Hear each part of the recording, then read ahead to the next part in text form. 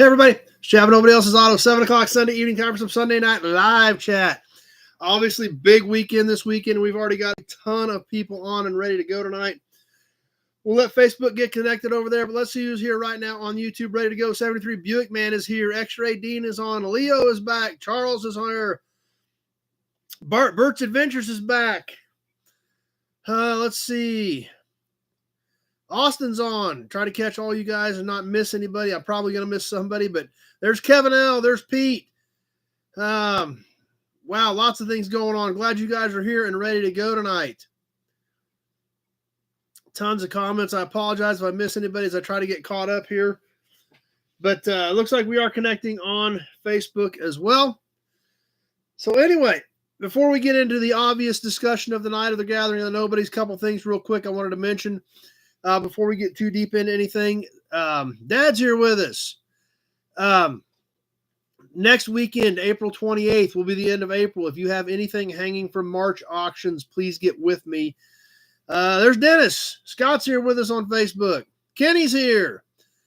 If you've got anything hanging from March auctions, get with me or think you might get with me so we can get those wrapped up after next weekend. Those will be back in the auction boxes. So just a reminder there. Lee's here from New York. And also our typical housekeeping. There's Alan. Autocorrect, please double check. Check your comment before you hit send. If autocorrect changes it into something I can't make out, I will skip it and go on to the next one. I always try to catch most of the comments. I know I miss a few, but I try to catch most of them. But please double check that. If you're on the Nobody Show Facebook page, I cannot see those comments. This is a shared video from the Nobody Else's Auto page on Facebook. So if you're on Facebook and you want to comment, participate in the auctions, participate in the chat, you will need to be on the Nobody Else's Auto Facebook page or the Nobody Show YouTube channel. Those are the only two sets of comments that I have in front of me. Numero uno, number one's on. Brian Dispatch is here. Randy's on with a nut farm.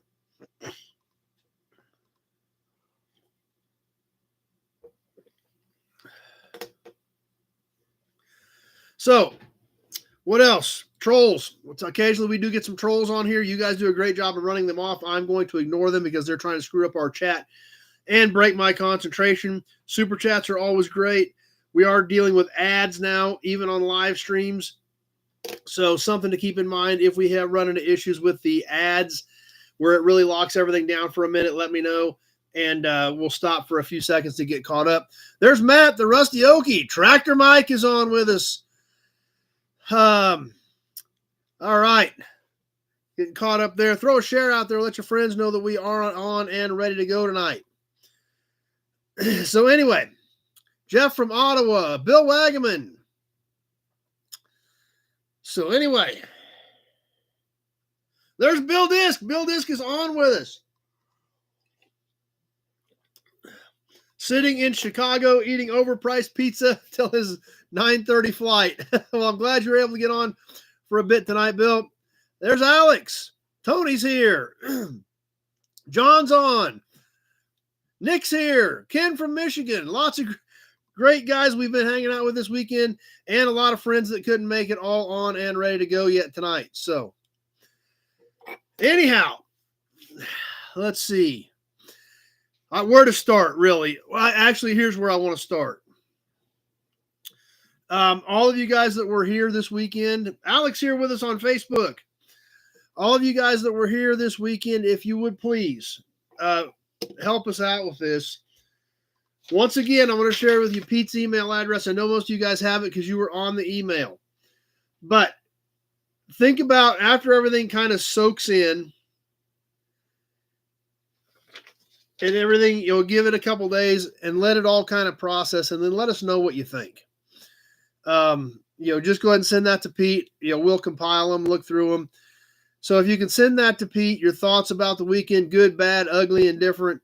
And that way, if we decide to do this again, we'll have some information of what you guys liked, didn't like, things like that. So if you guys could take a few minutes sometime this week after everything soaks in and processes, that would be great. I'd be really curious to hear what you guys think. So anyway, the Gathering of the Nobodies, the first one, April 20th, 2024. It was a great weekend. I had no Bouge Latte in the shop fridge, and I did not have enough beer in the shop fridge, apparently, for Tractor Mike. And actually, you guys that left last night, left the brewery early, boy, you guys missed out because Tractor Mike and Loader Mike both grabbed high gear about 10 last night, and it was on like Donkey Kong.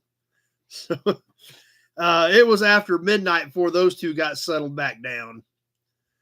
So yeah, it was pretty entertaining.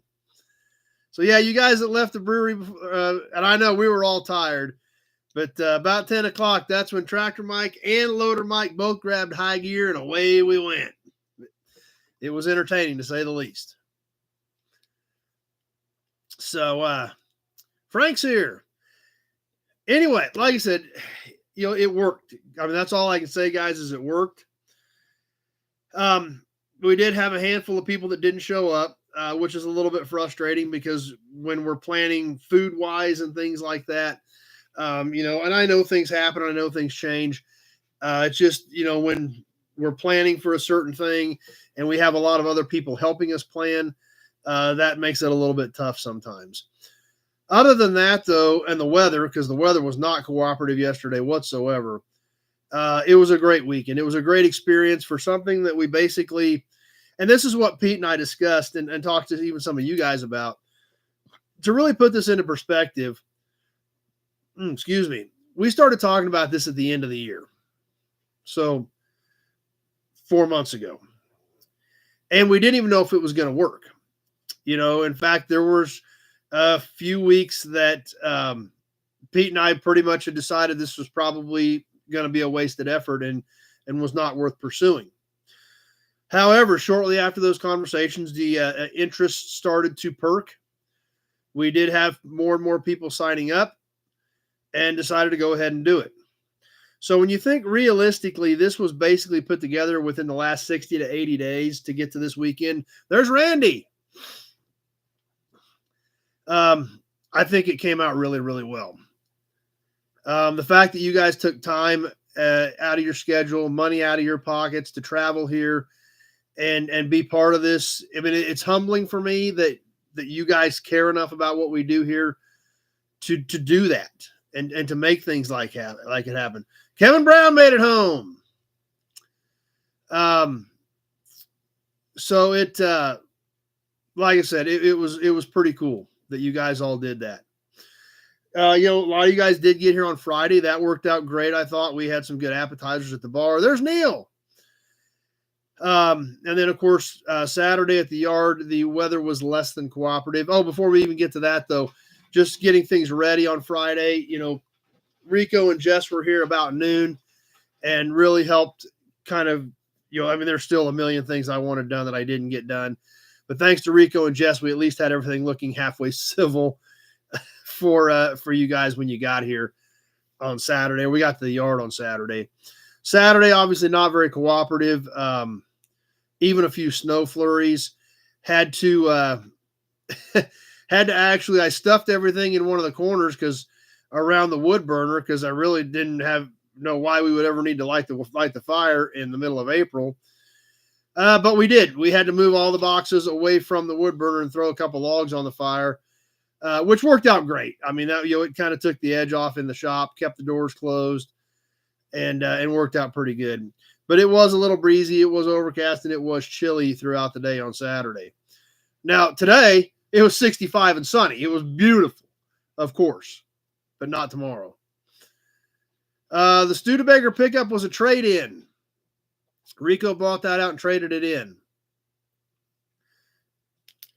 But a lot of you guys got to see the yard. You got to take a lot of pictures. And it sounds like, you guys all pretty much enjoyed yourself. We had Dad, Rico, and Pete strategically placed in different parts of the yard for guys that had questions to be able to get a hold of me. And they traded it in on the convertible. The bullet nose convertible is what he traded that in on. So, but we'll talk some more about that here too coming up. So we got there. We had a great time. We had the raffle, the door prizes, the silent auctions. A lot of cool stuff going on throughout the day. Obviously, the weather definitely kind of sucked some of the life out of it. Bill be back to get the old suit. Yeah, Bill just kind of fell in love with one of Dad's, so. Yep, and that's another thing. Grant did help us out tremendously with that. Straight Six fan. Grant Tommy, it was great that he came out and he did some stuff because I didn't have time to do hardly anything. Pete is posting a 13-minute video tonight. And just posted a bunch of stuff on Instagram. So check out Pete on that stuff. Jim's here. And so, yeah, definitely huge shout out to Grant. Even the live stuff we did when we did the drawings and things like that, Grant took care of all that for us. So, like I always encourage you guys, check out Grant, Straight Six fan, and give him a subscribe and check out what he's got going on. So, yeah, that's for sure. And that's another point, Randy, that, I was kind of getting to. We basically put this thing together in 60 or 80 days. Depending on the feedback we get, depending on your guys' ideas, doing another, whether we're going to do another one next year, obviously we will have definitely more time to plan. This was, I guess, for lack of a better term, a guinea pig event. So nope, I don't think anybody took home a cat. Maybe they did. I haven't noticed any missing, but there's a gray kitty right there. Heather made it through. I did manage to keep Heather. There's Dirty.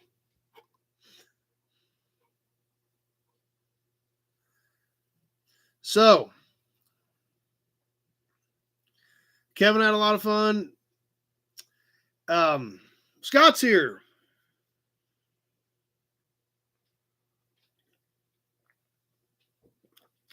My good friend Mark brought a big roaster full of amazing brisket over for lunch. There's Z-Bear. So that was great. Who came the farthest? Bill Disc. And if you guys did not catch the live video, you need to do that and see the absolutely amazing piece that Rico built for the long distance award.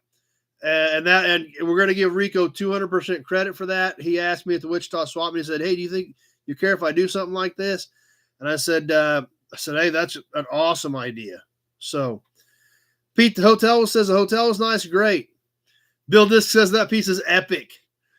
Nick, that was awesome food. That's for sure. There's no doubt about that.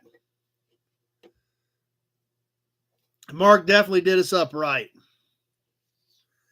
Absolutely no complaints about that. Plus, he was here this morning with breakfast burritos on top of that. So, that's pretty amazing as well that Mark was willing to help us out like that. Rebel Drivers Garage. There's Liggett on with us. Glad you're here, Scott. So great lunch and did the drawings. Now, apparently, and just so you guys know, I'm going to go ahead and definitely give some credit where it's due. The door prizes drawings were in a separate can. We started off with the door prize names, and everybody, when you registered, you got your own little entry slip for the door prizes. Now, apparently, Jess was handing it out. Jess was handing these out, and I don't know how the McCoys got so many of them, but the first two names we pulled out were McCoy, and everybody only got one of these. I don't know how we pulled two McCoys in a row. Boom, boom.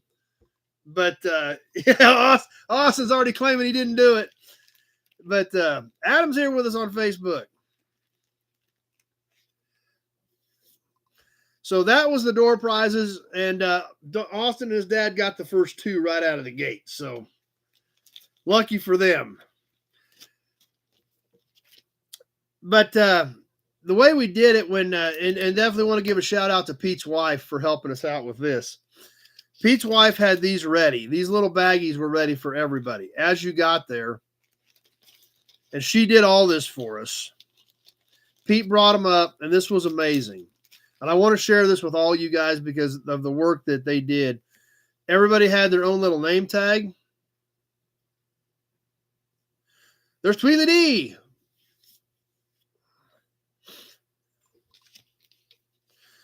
And of course, your little entry slip we just showed you. There was also a decal, a very, very nice, high quality printed gloss decal or sticker for all inaugural participants of the inaugural event.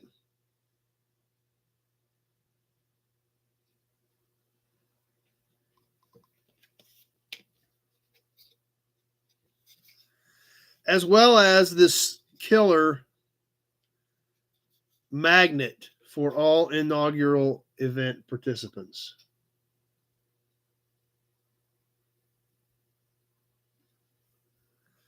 It's a wooden, it's a literally engraved wood with a magnet on the back. So great piece. So Pete's wife helped us out tremendously with these. Mike from Texas is here.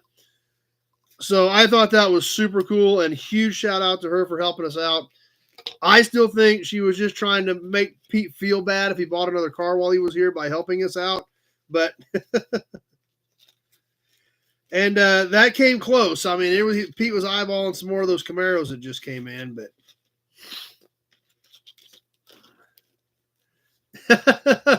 all right, good for you, Nick.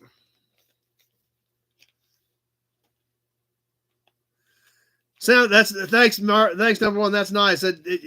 Everybody was laughing and having a good time. Mark made it home too. Awesome. Going to start hanging up his badges. Mark got a pretty cool batch of badges he picked out off cars. So those are going to look great in his garage. Two that he's already got permission for next year. So definitely huge shout out to Pete's wife for helping us out with that. That was tremendous that she did that. And then, of course, as a lot of you guys saw, and there's already been several comments about it. And this was, I wanted to do something special. I wanted to do something different. But I wanted to do something that was specific to this event, specific to everyone that participated, besides the inaugural event sticker and magnet. I wanted something that was everybody could put on their shelf and remind them of the weekend they had. So I had my good buddy Michael Jones at Gasoline Alley Classics do these. Him and I talked about it. We threw some ideas around. And if you did not see it on the live yesterday, this is what we came up with for all of yesterday's participants. One and done deal. If you were here yesterday and participated, you got one, and that's it. They are dated.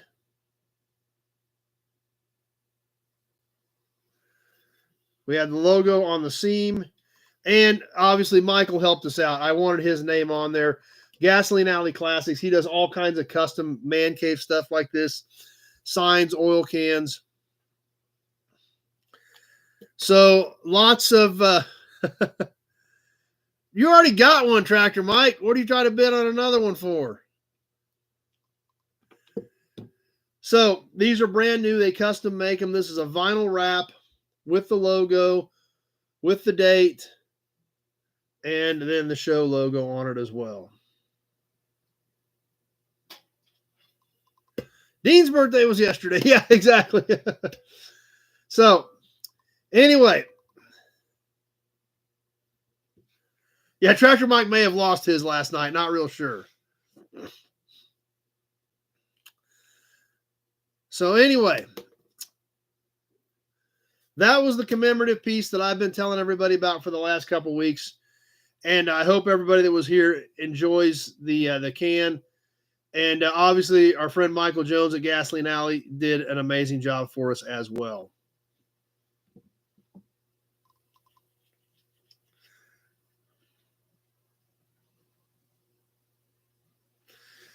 So anyway, this morning, a lot of us actually stopped by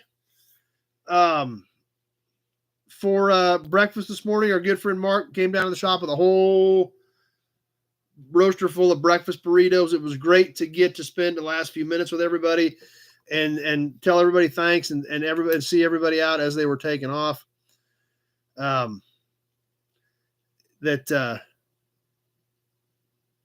He did find his glasses, though. Mike did find his glasses. They fell down behind the bed in his room. So Mike did find his glasses at least. So, but glad you guys all enjoyed it. And like I said, we had breakfast this morning, and a lot of you came down for breakfast, which was great. It gave us the last few minutes to kind of wrap the weekend up, kind of put an exclamation point on things. There's Vic on Facebook, and it was really cool. Then we headed out to the yard, and Rico loaded his Studebaker convertible, the 50 bullet nose convertible, like we talked about a minute ago. Went home with Rico today. And then Tractor Mike brought a couple cars along with him. So we unloaded those and reloaded some tractors that we had dropped here a couple months ago that I found on that farmstead deal when I bought those Chevy pickups.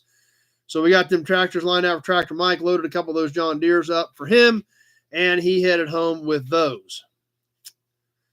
So anyway, and Bill Disc was the last one to leave.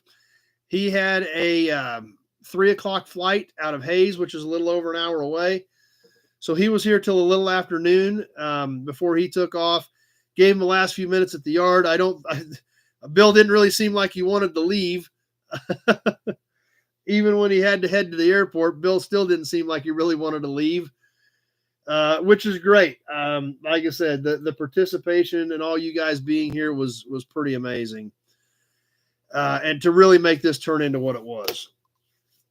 I'm excited to see your feedback, good or bad, to see if we decide to do this next year, what to do to improve it. Bill Disc is already ready to come back for more pictures.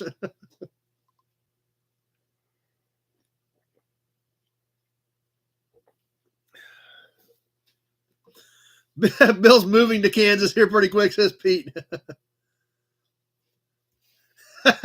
Delaware dude's all right, even though he's from Biden land.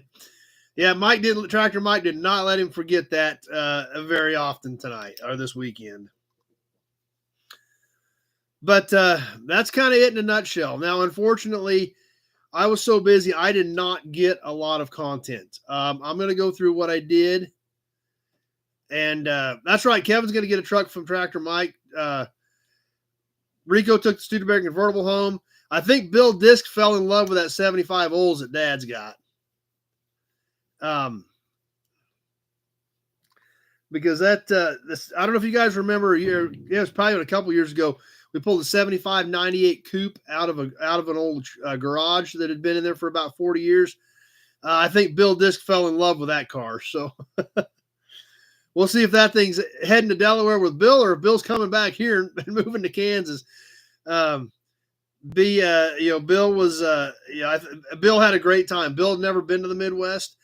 And for a lot of us, there was a lot of us here from Oklahoma, Missouri, Iowa, Kevin, South Dakota. But Bill from Delaware, he had never been out here. He said that, he's always wanted to go to the Midwest. He's always been curious to check it out. There's Billy Bowman. But he seemed very impressed. It was great to meet Bill. He's a good dude. Had a great time. But there again, that's another thing that this does. When we get out here and we hang out, we learn more about each other. And for Bill, it was a whole new experience to come out of the Midwest and hang out with all of us. So no, I did not get a new Big Gulp. I did get some cool stuff that we're going to check out on Tuesday night, but I did not get a new Big Gulp. Still got the old trusty one here. We're kind of working our way up, wearing off the finish of this one, but that's all right. So that, like I said, Bill got out of here a little after 12, and I kind of just stepped back and started and regrouped a bit, and kind of figured out what we needed to do for tonight to get tonight ready and some other things. One thing I did notice, as you guys know, I don't see a lot of comments. I don't pay that much attention to comments. But I did get a comment today that I absolutely want to share with all of you. Ads. Okay, we got ads. Let me know when we're clear, guys, before we get into this. Back? Okay, we're good.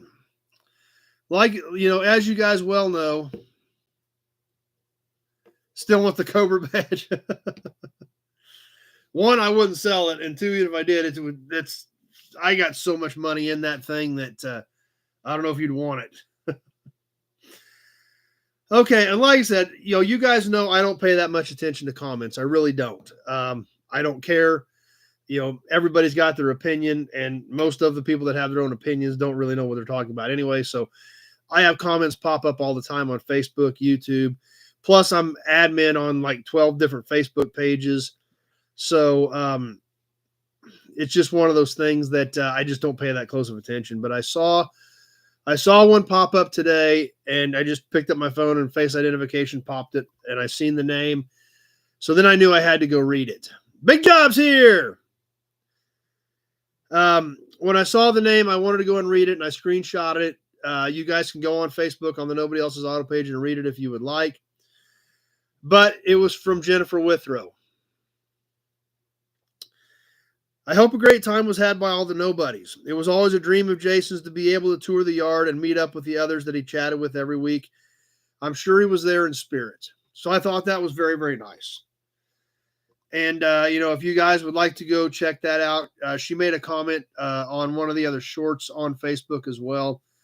But it was very, very nice that she saw that and thought of us and thought of Jason, this weekend. So I definitely wanted to share that with everyone. So anyway, that was kind of it.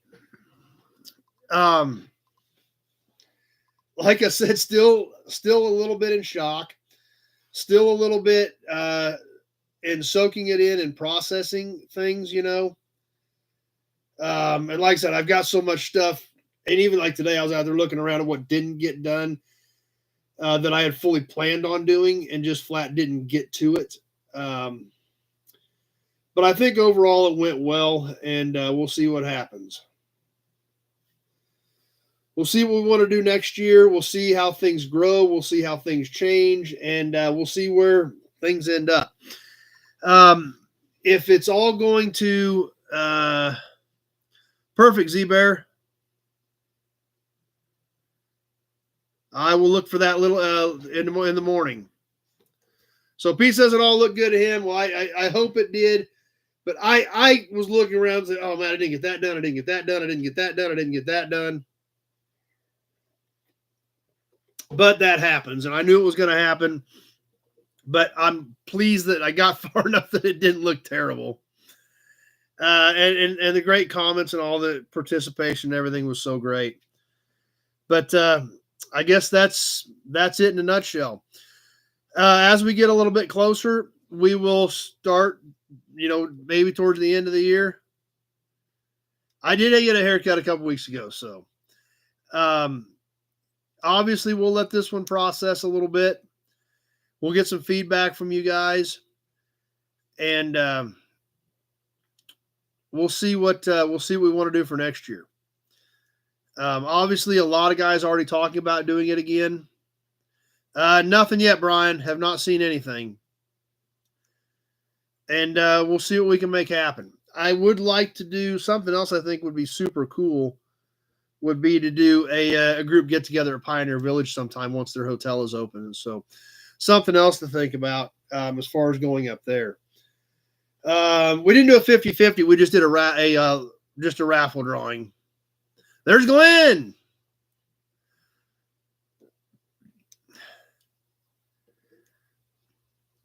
So, like I said, we'll process this information. I definitely need to let it soak in.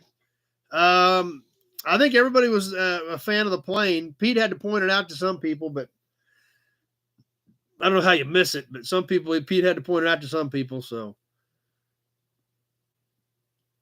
yeah, organizing a car show, any of that stuff's a lot of work, especially when we don't know what we're doing because we had never done this before. And so we were kind of behind the 8 ball anyway, not really knowing what we were getting into. But that happens. But we pulled it off. So the plane definitely did have some fans. We pulled it off, and it was a success. And we'll think about and start discussing if we're going to do it again, and obviously plan a little further ahead this time. I think, myself as well as, both Pete and Rico, who were both kind of there throughout this whole process. Yeah, Glenn was here Friday and brought his dog with him. We had to go find him, but he had a great time too. Will definitely give us some thoughts to process and see what else we can do. So, but anyway, thanks to all of you that participated. Thanks to all of you that were at least there in spirit, watch the videos. No, see, that's going to be the problem, Dean. I got a feeling we can handle more people, but I don't think we're going to be able to handle much more than 35 or 40 people at a time.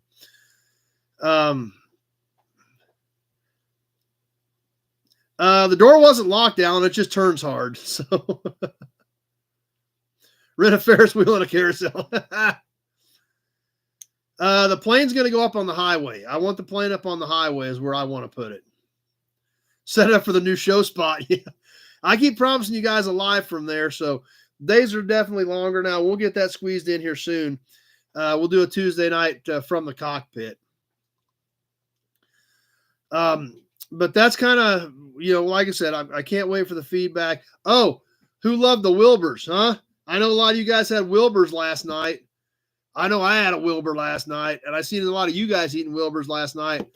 Was I right on the Wilbur, or was I wrong on the Wilbur, and it was just okay? So, plane raising, yeah.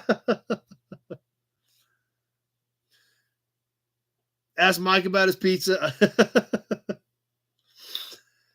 But anyway, guys, Wilbur was the pizza at Flatlander Stone-Fired Pizza. Pete had a barbecue brisket. Need a dunk booth for Tractor Mike. Yes, that's true.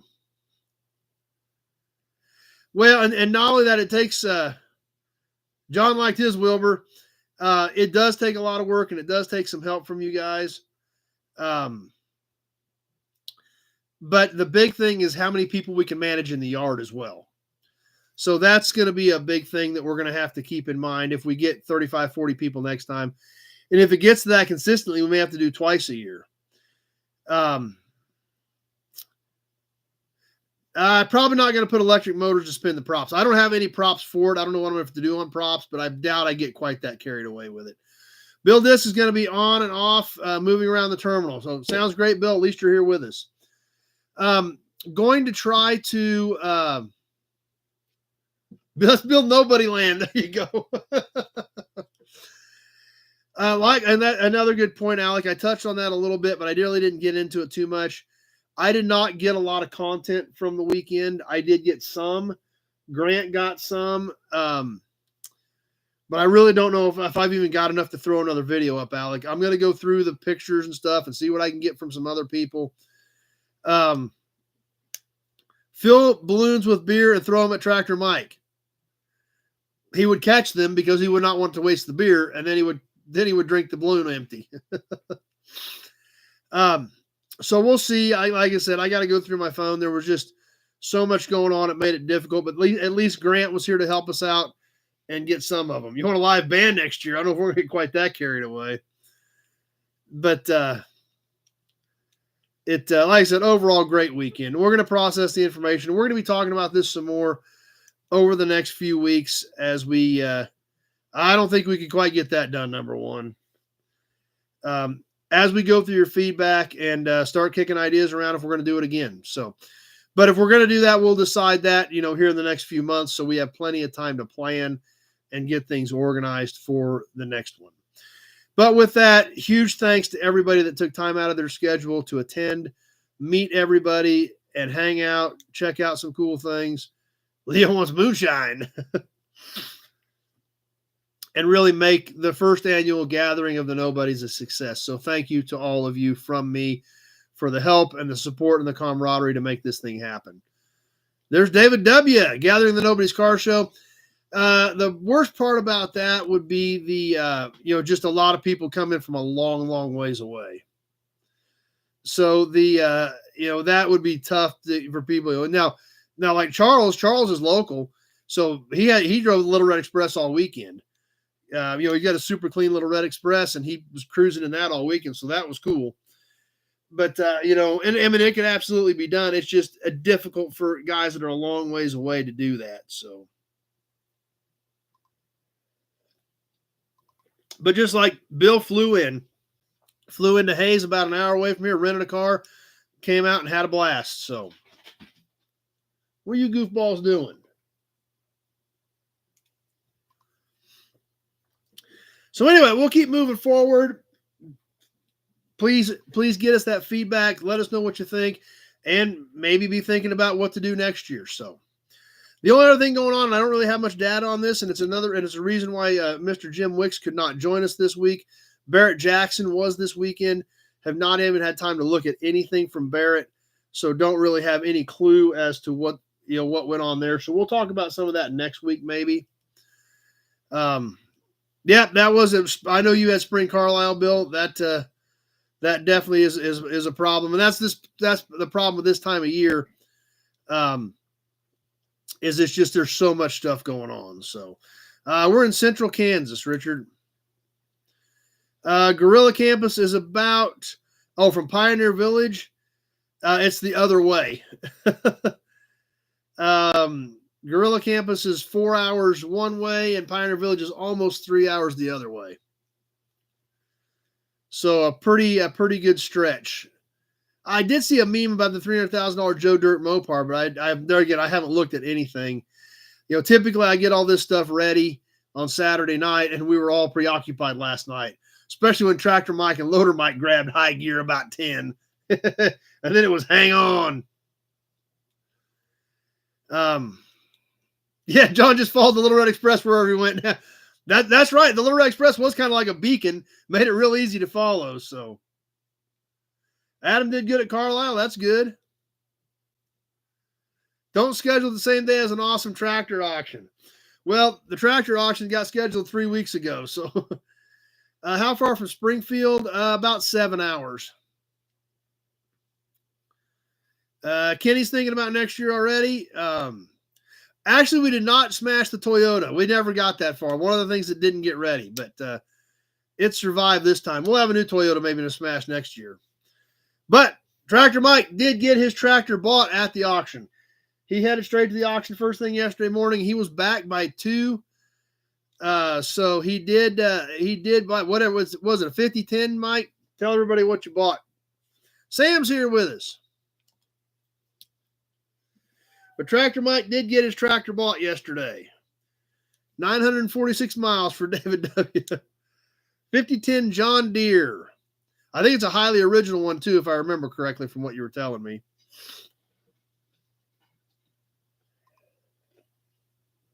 I know that surprises no one that Tractor Mike bought another tractor. Yeah, Glenn snuck his Toyota out. Sam wants to try to come, so we've already got a lot of support for next year, which is great. And we'll see what what shakes out. So anyway, we probably better keep moving on. If you got more questions, comments about the weekend, be sure to throw them up there. Obviously, a lot of the guys that were here are on and have had a lot of great feedback. And we'll wrap. That's it. The inaugural gathering of the nobodies. So cool that you guys are already excited about next year. We'll see. A good idea, Austin. Had them laying right here. We got off course and we forgot to throw these up. I literally had them laying right here in front of me. We got into the groove on that and kind of forgot about them. I've got one Mustang 2. I've got one 74 Coupe, I think, is the only Mustang 2 that I've got. There's Steve. Perfect Mike. Like, share, and subscribe. Appreciate that. Kim wants a sale for the women next year. Shayla did a bunch of plasma cutout stuff, little Christmas trees and flowers and stuff. I actually had that. That's another thing, Alan. I had that stuff out there, the stuff that Shayla made, and then I forgot to get it out. So she had a couple boxes of ornaments, and like I said, she had some little flowers she cut out, little trees she cut out, Christmas trees she'd cut out. Number one will take a couple. Vic tried to make it next year and the Pioneer Village. Yeah, I'd like to do the Pioneer Village thing for sure. We'll see when they get their hotel open, but I don't think that that's out of the question by any means to do something like that. Speaking of Pioneer Village, almost forgot. Like I mentioned to you guys last week, Randall the Nut Farm started off the donations already to re-up our vehicles at Pioneer Village for next March. And Kevin L. jumped in on that as well this weekend. So we already have a little bit of a start to maintain our adoptions on our Pioneer Village vehicles that we've adopted as the Nobodies of Nobody show. So that's super cool that we're, and it's not up till next March, but like number one said right out of the gate, he said, let's just get this thing rolling now. Let's start rounding up. And then next year we may even be able to do another car or two. So great that you guys are already thinking about that. I've already got that file started for the next round. So wanted to mention that to everybody as well.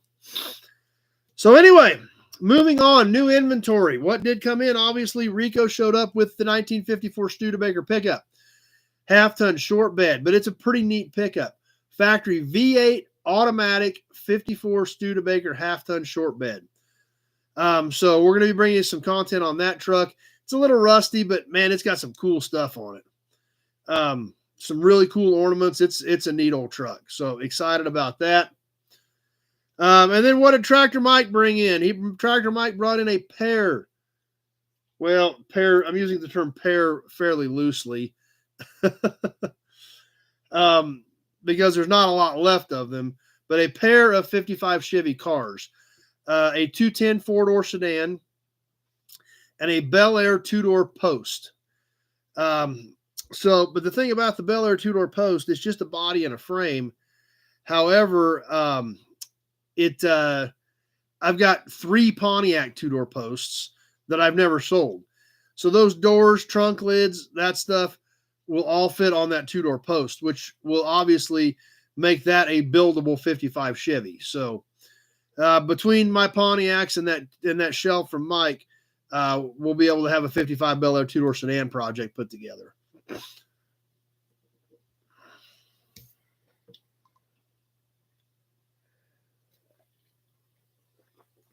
So let's kind of get back into our normal groove. We'll catch a promo model, some badges and caps.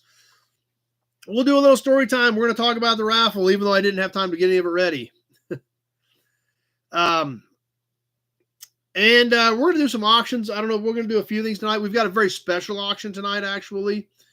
A very special piece that I'm going to throw out at you guys. I don't know how much we'll do of an auction tonight. We're going to do a handful of stuff at least, just because we got to do it, because it's fun. Tractor Mike's bidding 10. He doesn't even know what we're bidding on yet. Well, glad you guys are already, several of you have already posted your mileage, so you're already checking.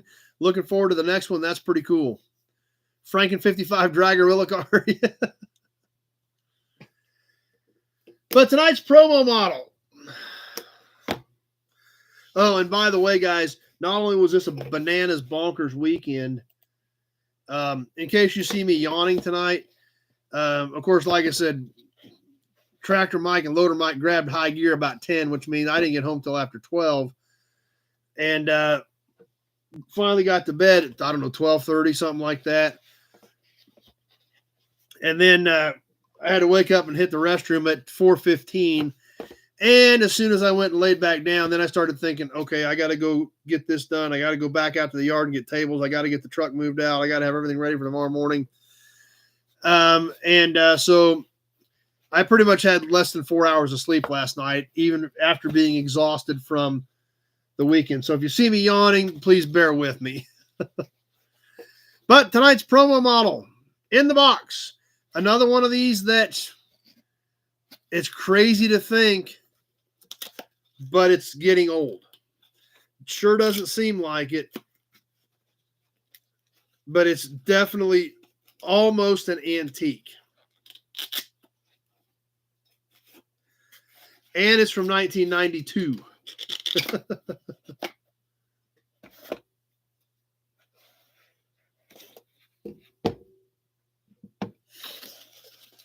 Looks like we got some people commenting on the Nobodies Show page. If you're on the Nobodies Show Facebook page, my phone did feed me that. But I cannot see those comments on the Nobodies Show Facebook page. They'll need to be on the Nobody Else's Auto page or the Nobodies Show YouTube channel. As we're opening up this promo model, and you can see as we unwrap the box, discoloration on the paper.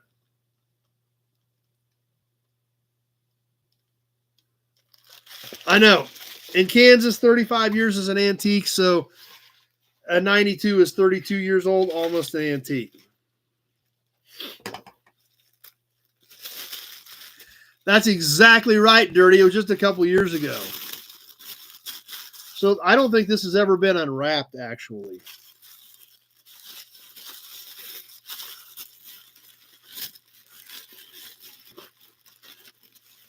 For this black on black 1992 Corvette ZR1 Coupe.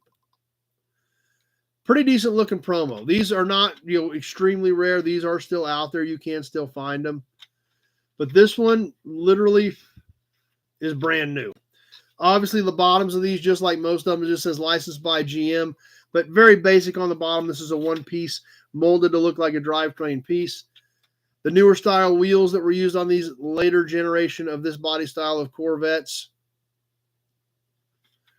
And obviously, it's brand new. The way this paper is yellowed in certain areas, I don't think this has ever been unwrapped until just now. Obviously, an extremely nice jet black mirror finish on this thing.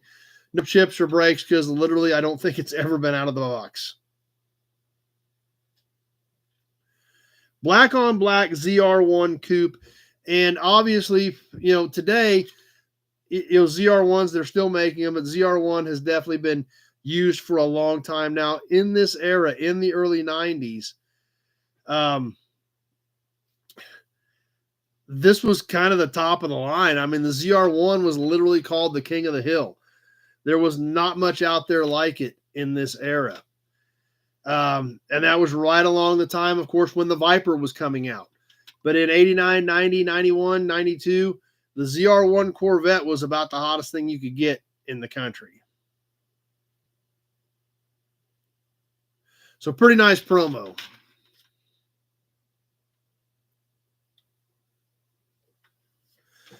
So let's wrap this one back up.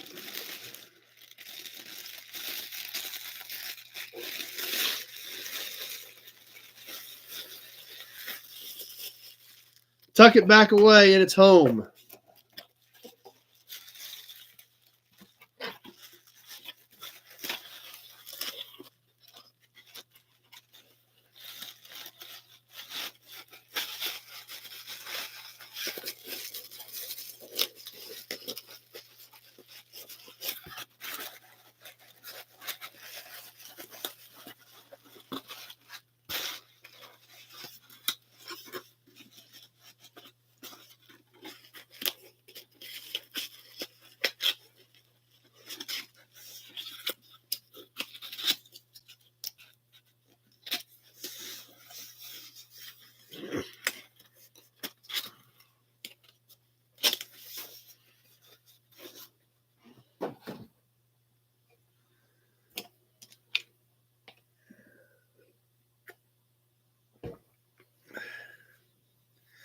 All right, badges and caps.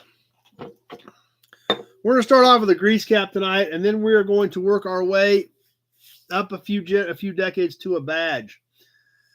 This is kind of an odd company. Some of you maybe have even heard of it. It's definitely one that did not last very long, barely made it through the depression of the teens, and did not last long into the 20s. The Chalmers Detroit Motor Company was set up in 1908, and the first cars were marketed as 1909s. Of course, we are back on our favorite website, AmericanAutoEmblems.com. They were Thomas Detroit Motor Cars initially they were Thomas Detroit Motor Cars under a new name. Chalmers Detroit, and were successful in racing car contests and tours in 1908 and 1909. Some of America's wealthiest businessmen owned Chalmers Detroit, including the Vanderbilts and the Rockefellers. So they both, the Vanderbilts and the Rockefellers, drove Chalmers Detroit. Late in 1910, Chalmers Detroit reorganized into the Chalmers Motor Company, and all cars thereafter were known as Chalmers. In 1910, Chalmers won the Glidden Trophy in 1910, and the first Chalmers cars offered for sale appeared in 1911. So they were branded as Chalmers in 1911. And there were 30 and 40 horsepower four-cylinders offered in a variety of body styles. For the next 10 years or so, the Chalmers was one of the most popular automobiles in America. Six-cylinder models appeared in 1912, and from 1915, all Chalmers were sixes. As with many other automobile companies, Chalmers suffered from the post-First World War recession and sales fell. In 1922, Chalmers and Maxwell came together as Maxwell Chalmers, but this did not work out. And in 1923, Walter P. Chrysler arrived to reshape the business. The last Chalmers cars were built in 1924, were 24 models built in late 1923. So, Chalmers was around basically from 1910, 1911-ish up until the end of 23. So not an extremely long run. But what we do have tonight, and based on some of the pictures I could see on AmericanAutoEmblems.com of some cars, because it didn't show us a really good picture of one of these, but it does look very similar to a picture they have for a 1920 Chalmers on this grease cap for the Chalmers Automobile Company. Pretty unique cap. And it's a little bit different, actually. Obviously, when you look at the front here, it's the same. The name stamped in it. We've got the hex shape on it to unscrew it. But remember, Chalmers were kind of regarded as a higher-end car with the Vanderbilts and the Rockefellers driving them. This was an internal thread on the inside of it as it screwed on. However, this also had what appears to be a locking ring on it. Goes around the outside perimeter. Has a hole and a notch right here, if you guys can see that hole, where apparently this locking ring would lock in, and it actually locked right on this batch of threads here. So I assume that was the intention for that, was to help it from possibly backing itself off. So, but there again, this is a fairly heavy cap. A lot of these caps are aluminum, very light.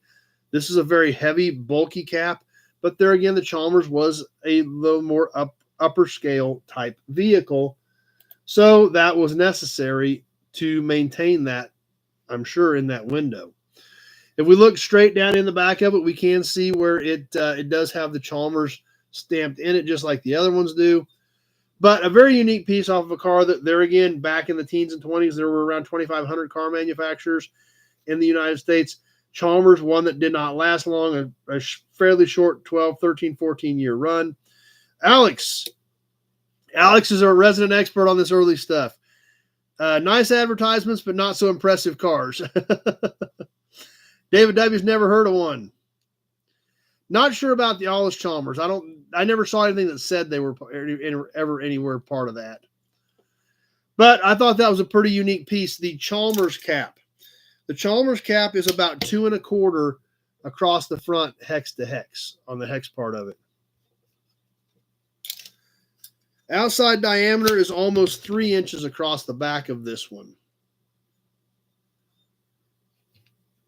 But a pretty cool, pretty unique piece on the roughly 1920-ish, late teens, early 20-ish Chalmers grease cap.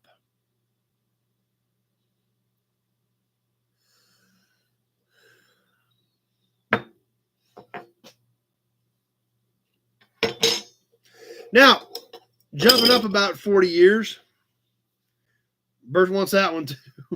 We're going to get some auction stuff slid in here. Don't worry, guys. Sliding up to 1961 to the Pontiac Bonneville. This is the grill emblem for the 1961 Pontiac Bonneville. This was originally kind of a gold, anodized gold color. We can still see a little bit of the gold left on it. This is a fairly good size emblem for the grill on a 61. Now, remember, Pontiac was using split grills, so they did not have a full-length grill the width of the car, and this emblem alone was 13 inches. Very good-looking block font on this one. Had the little V symbol in it here in the middle. This was stud mount, laid on the grill. It had these notches that were laid on the grill bars, but a pretty good-looking emblem on the 1961 Bonneville grill emblem. Like I said, this would have been an anodized gold with white in all these letters. So if you can picture this with the bright gold anodizing and the bright white letters in the Bonneville, it definitely stood out, especially being a 13-inch long emblem on a grill that probably wasn't much longer than 20, probably 22, 24 inches on the left side where this grill emblem mounted. So, yeah, it was a statement piece, but there again, Bonneville was the top of the line Pontiac. So they wanted you to know that you were in the top of the line Pontiac, as well as everybody else that that seen you or passed you knew you were in the top of the line Pontiac.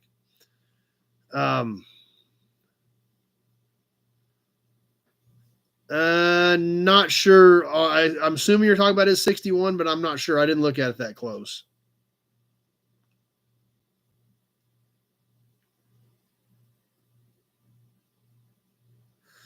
So that's what we've got for tonight. The Chalmers cap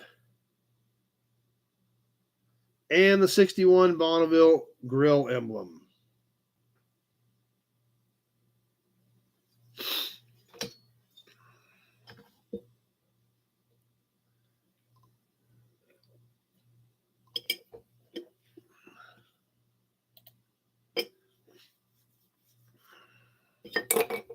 Hudson badge. Story time. Let's go back to that old scrapbook of Dad's that we swiped and check out some of the cool cars from. These are all around 50 years ago when he owned these.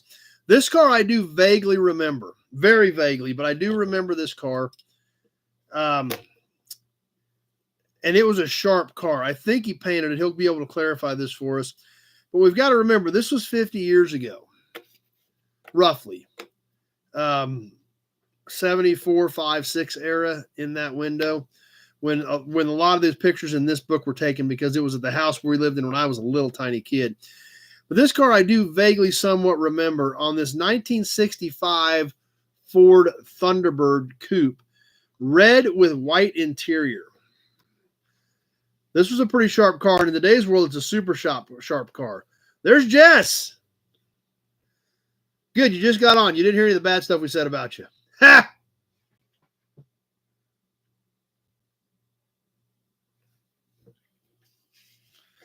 Now, it's kind of hard to think about. You know, this was essentially a 10-year-old used car at the time.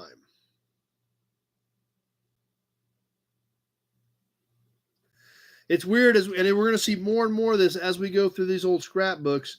And Dad actually found one older than this. He found, believe it or not, Dad told me that he found a scrapbook with his dad's cars in it. So definitely looking forward to getting into that too.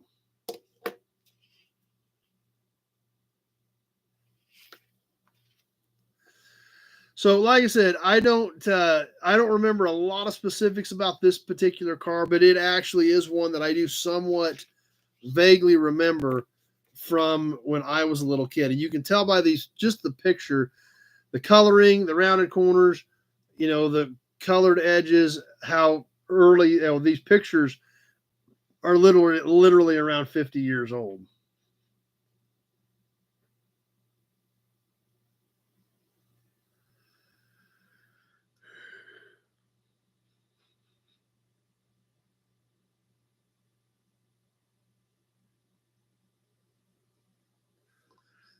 Yeah, and we need to do that, John. I need to do a full video on that car, actually, on Dad's Pontiac ambulance. We need to do full videos on a lot of cars, a lot of our good cars.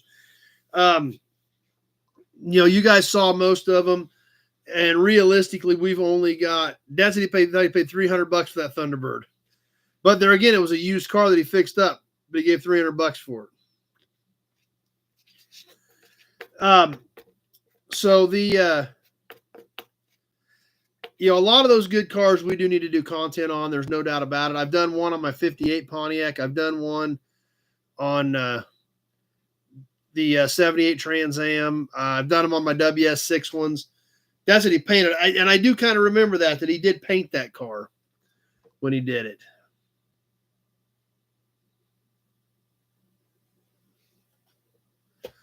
So, yeah, we definitely need to do some more in-depth detail on a lot of those good cars. I'm glad that you guys got to see them, and I know a lot of you guys appreciated them, so it was fun. But, yeah, we definitely need to do some content with the ambulance. There's no doubt about that. That's a pretty good story and a heck of a car.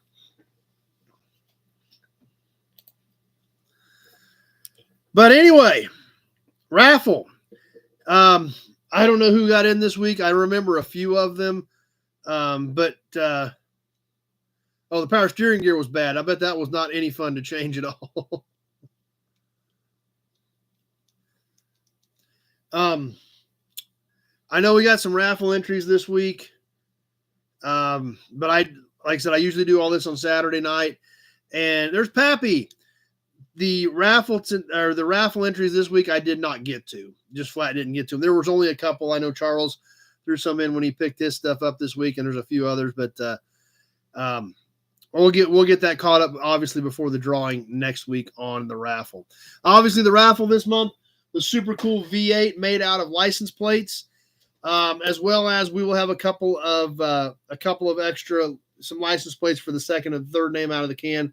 So we are going to gear strictly towards license plates this month on the raffle, and then we'll figure out what we're going to do next month for the raffle. So if you want to get in this month, now's the time. It's the last week. We are going to draw next week. So please be prepared for that and make sure your name is in the big Buick oil can, which is not here right now because it's still out at the yard. Just something that hasn't gotten brought back in yet. So white carpeting. I don't know if we can see the carpet or not. Nope, it was red carpet, and he put white floor mats in it. Make something out of oil cans. Well, that's an idea too.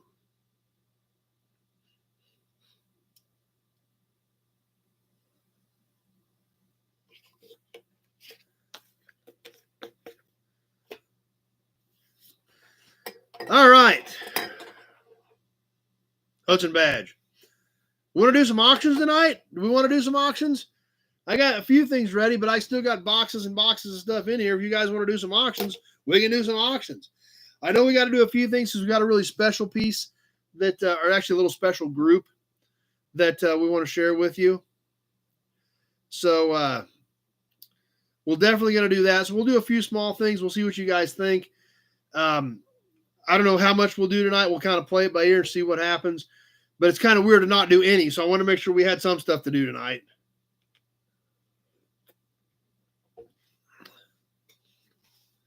So let's go ahead and do a couple of things. See what you guys think. We ready to do some auctions? As always, we will show you an item. We'll talk about that item. We'll talk about that car. We'll talk about if there's any damage to the particular piece. We'll give you some dimensions. Austin's ready to go. So I was like, nobody's ready for auctions? Austin's ready to rock and roll. It's kind of odd that nobody was ready for auctions. But as we're describing that item, if you are interested in it, please throw a bid up so I know that we've got interest. Okay. I was wondering, I couldn't remember who got that, Pete, so we'll save it for you. Okay, yeah, there we go. Awesome, Leo. That's great. After we get done describing the piece, we will put it on a timer on my phone right here. We will go 2 minutes. I will tell you when 1 minute has passed. I will tell you when 1 minute, 30 seconds has passed. Everybody's got a delay. Depending on your device, phone, smart TV, tablet, PC, etc., as well as your internet provider. When I tell you 1 minute 30 has passed, it is time to be thinking about your maximum bid to make sure that you're going to get in on that item. Because just because when you hear 1 minute 30, we may be getting close to done. And there's some guys on here that get pretty darn good at sniping this stuff after the first few items, and they figure out where their delay is at.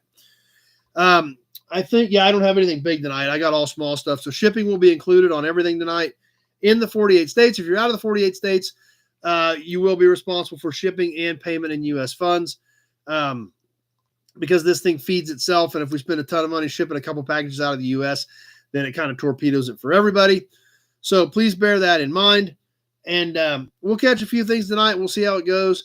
Like I said, I'm pretty tired, but we're going to sell a few things. And if everybody's having a good time, we'll throw a few more up there and kind of play it by ear tonight. But we do have one special piece. There's Martin that we have to get to tonight after we get a few things in here and get going. I don't want to do it first because I want everybody to figure out where we're at before we do this special piece. So we haven't done this yet tonight, though. I do know, I can tell you for sure, we have not done this. The Big Auburn badge.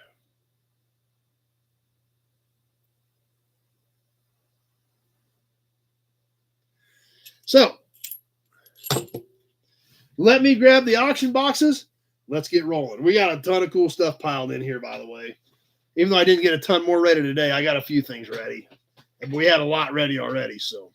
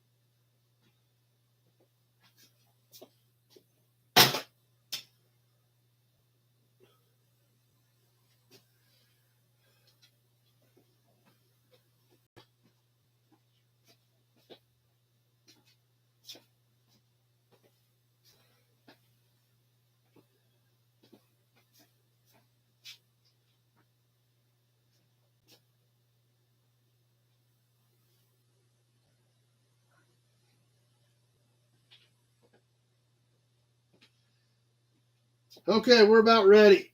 I hope.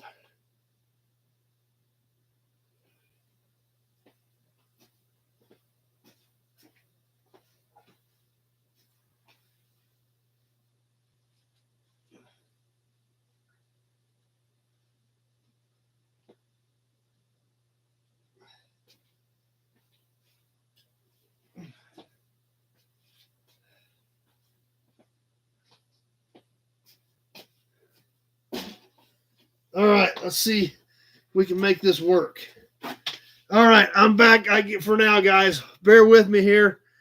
Wow, that was not good. Okay. Whew. I didn't fall asleep, Pete. I actually, now looking for leftover brisket is a great plan. Oh, I got to get back up.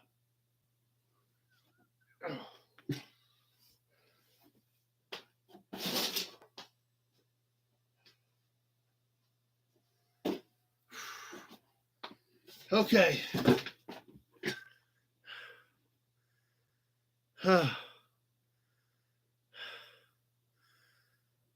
Okay. No, not taking too big of a poop. Actually, I was not doing okay. I got down and was knelt down and started sliding boxes over, and I had a massive leg cramp. I couldn't even get up. I was rolling around on the floor for the last couple minutes, trying not to scream. And it's still actually not quite completely worked out. But yeah, I couldn't get up there for about the first 60 seconds. And it's not worked out. It's better, but it's still not completely worked out. So yeah, it was bad. I didn't want to scream because then you guys wouldn't know what was going on. I think I was being attacked by Gray Kitty or something. Oh man. But yeah, it was everything I could to not scream. I couldn't get up. I was down. I've been down on the floor. Tractor Mike knows where I was at, right about where he likes to pass out, kind of in that area. So, okay. Woo! Let's see if this is going to cooperate. That was brutal. And then when I could get up, I finally got up off the floor and I tried to walk it out and it wouldn't walk out, and it's still tight, but maybe it's going to, no, right behind my kneecap in the upper part of my leg. Okay, let's try to start the auction here. Woo! Now that I'm back up off the floor.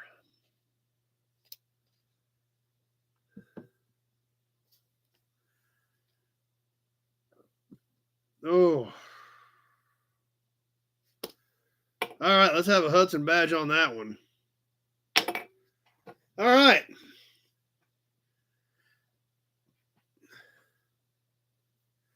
I've never heard of that one, Z-Bear. It sounds interesting.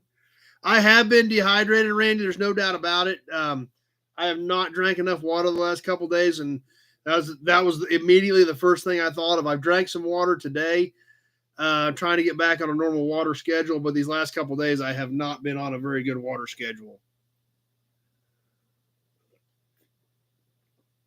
Oh. Okay, I think it's better. So, back to regularly scheduled programming. Let's do some auction stuff. Let's see what we got. We got cool stuff tonight. We're going to dig some of it out. We're going to sell some of it. We're going to ship it to you. You're going to add it to your collection. And it's going to be a lot of fun.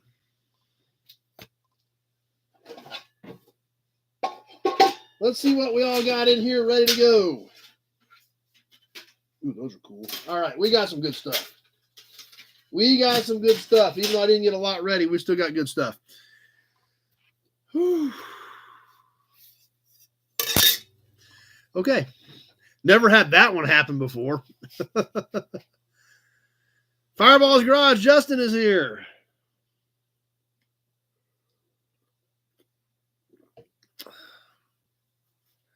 All right. Let's get this show on the road. I do try to drink 3 of these a day. That's kind of my deal. I try to drink 3 of these a day, but the last couple of days with bouncing all over the place here, the yard, everything going on, I have not been drinking near enough water. And I'm sure that's what did it, because that's usually when I get them. and I just didn't expect to get it right in the middle of the episode. So, but anyway, we're going to move forward. Let's start off with a little tiny license plate. We've done some of these in the past, but I found just a few of these that are a little bit different. We've done a lot of 1.5, 2-ton license plates, but this is kind of a little bit different. And I only had a few of these on the big boy 6-ton tag topper. This does have some scuffs in it, but it is new old stock. It doesn't appear like it's ever been bolted on. Must have rubbed up against something yellow or something. I don't know, or was yellow and they painted it black. I don't know. But it is new. Black, white lettering. Let me give you some dimensions on this as I recover here. Tweedledee at 10. 5 7/8, 2 7/8. It is embossed steel, 50s era on a little 6-ton weight rating tag for a bigger truck. Tractor Mike at 12. I will read all the bids as we go on these first few, just so you guys can get an idea where your delay is at. Leo, 15, and we are on the timer. And I hope I am done with pain for a while.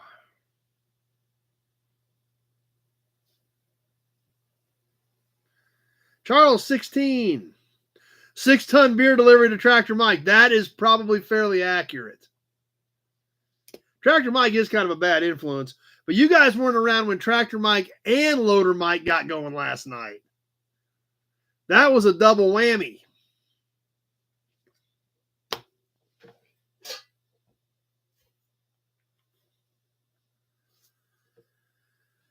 Oh, Charles at 16.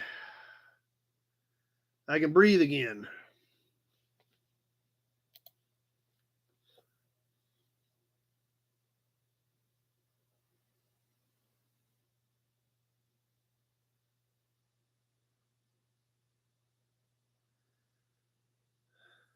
One minute gone. 1 minute left to go.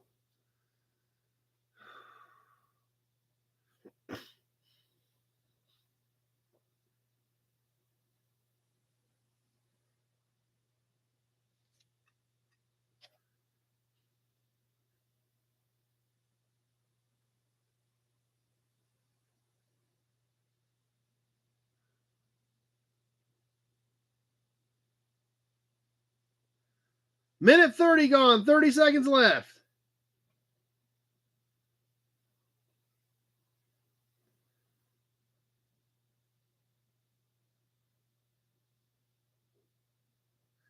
Charles at 16.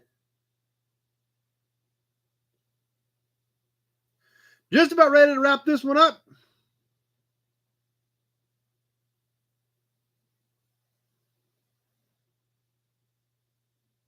And that'll do it. Charles at 16.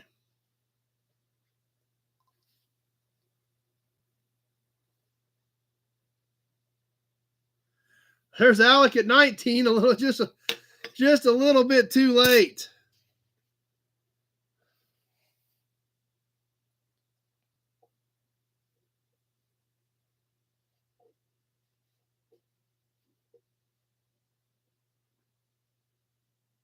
Addie's texting me, want to know what happened.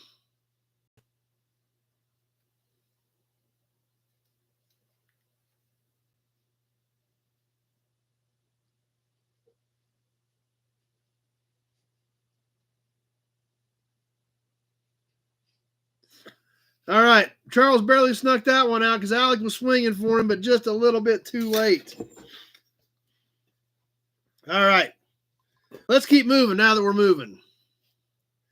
We've done a few of these pieces here lately, and these are kind of neat. We're going to do another one. This is a cute little burger, kind of a stubby one. And you guys seem to have liked them, and I've got a few of these laying around. Most of them are, I don't really have duplicates in them. They're all kind of to their own on shape and brand. But these super cool little old service station galvanized tin spout cans. This one is 1 quart of liquid stamped in it right here. Inside, fill to oil right over here. And it says, looks like 61 Minnesota or something. Austin at 10 starting us off. But it's kind of a cute little short can. Let me give you some dimensions here. It's about 7.5 from here to the bottom. If I set it on the desk, Leo at 20.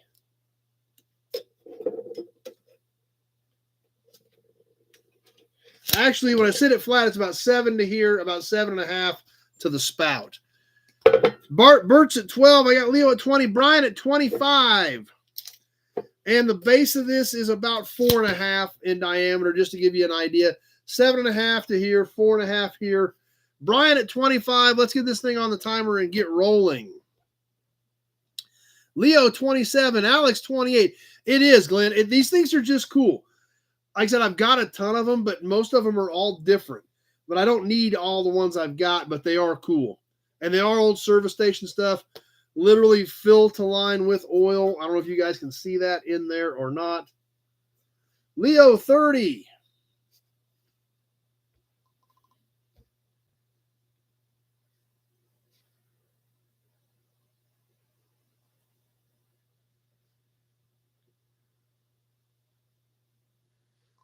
Brian 33.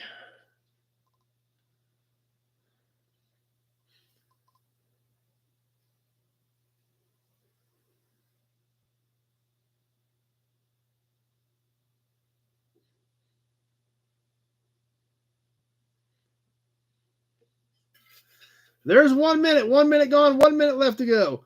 Beer cup for Tractor Mike. That is not a bad idea.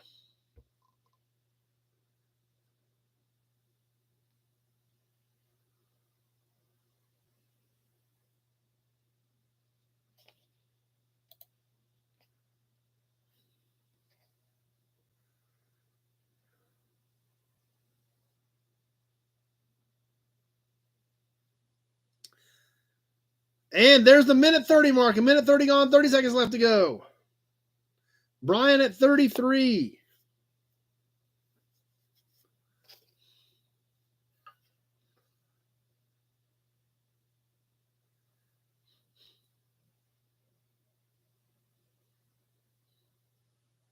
Coming down to the end. Are there any snipers out there? A lot of action on this one right out of the gate, but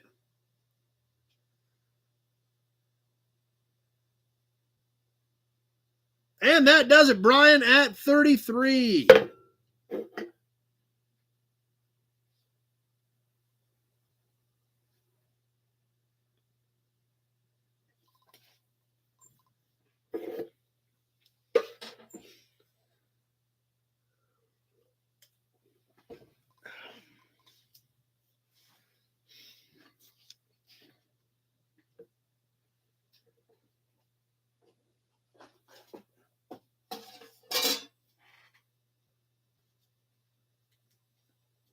Hey, we haven't done one of these in a little while, but these are cool.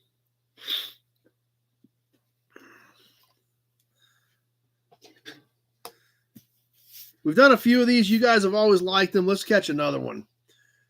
These little mini comic books. The best of the better little books.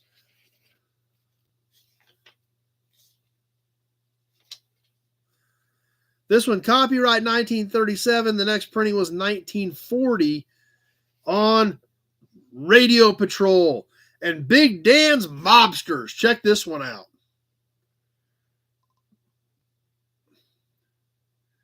Kevin had a 38 in it that just got here. Alex had a 35 in it that just got here. So you guys have some delays tonight, so please bear that in mind, obviously, because those just came in. This is kind of cool. The spine is gone, so it's not real sturdy. Let's see. This one does not have the flip page animation, but it does have a lot of animation in it.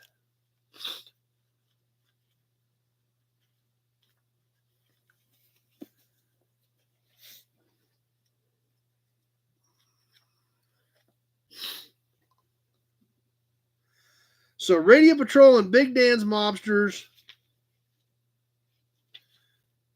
based on the famous newspaper strip by Eddie Sullivan and Charlie Schmidt, Whitman Publishing Company, Racine, Wisconsin. And like I said, copyright 1937 and 1940. So this was probably printed in 1940. So, okay, let's see. We've got bids kind of hung up all over the place. So let's see. Leo and Kenny, are you on the book? Or are those old bids from, because those other bids were right there in the 30s on the spout can. So let's go ahead and open this one up as of now. Kenny is on the book at 41. Okay, perfect. That clarifies things for me. Okay, so was Leo. Okay, good. We're on the timer. Leo at 40, Kenny at 41. And like I said, sometimes, especially, we've got some delays hung up in there, so that clarified it. Thanks, guys. I appreciate that. Kenny at 41 on Radio Patrol and Big Dan's Mobsters.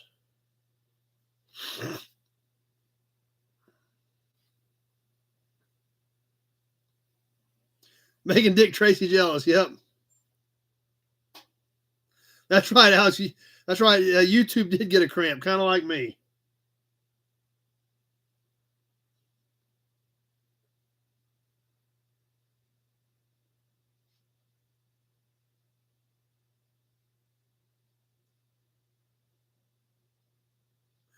Leo 42.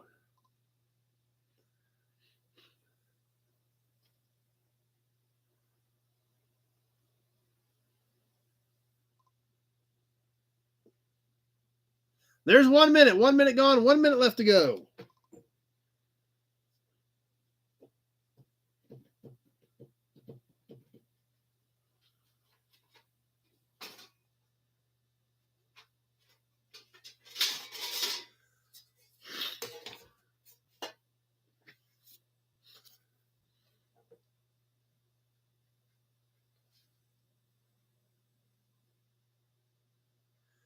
Kenny 42. There's a minute 30. We got a minute 30 gone, 30 seconds left to go. Leo at 42.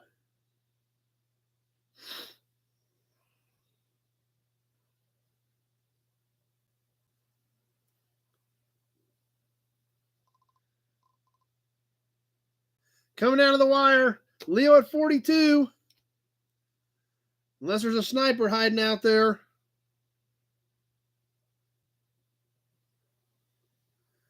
And that does it. Leo at 42.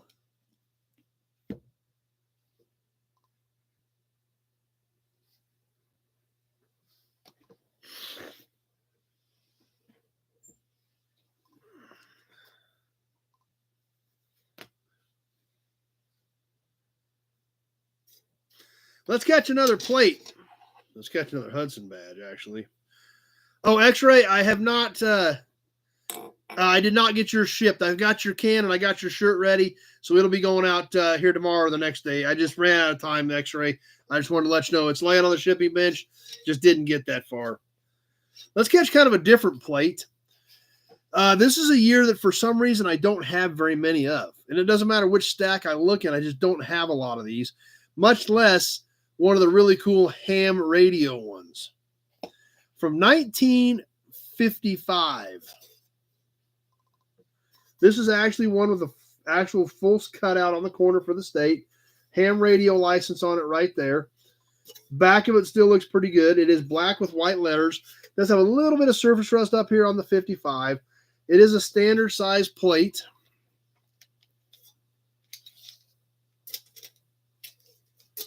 You know, roughly 12 by 6. Bert 12, Leo 20, Tweedledee 15. So we've got Leo at 20 on the 1955 with the full corner cut out like the state. Radio, ham radio operator plate. X-Ray at 22. And we are on the timer and rolling. Martin at 24.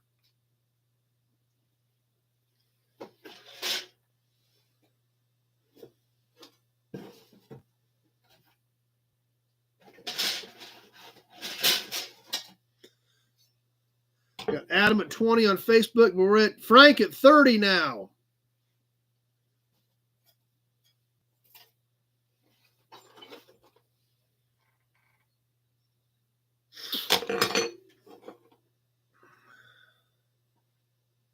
Jess has got to bail off. She's got to go to work early in the morning.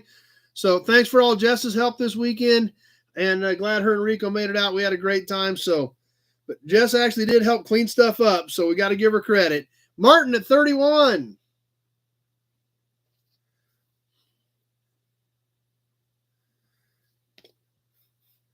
And there's the 1 minute mark. 1 minute gone, 1 minute left to go. Martin at 31.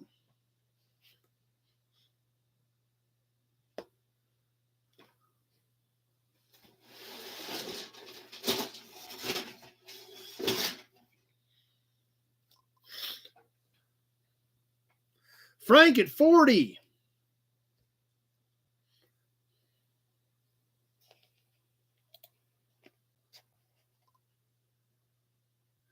Minute 30 gone, 30 seconds left to go. Frank at 40.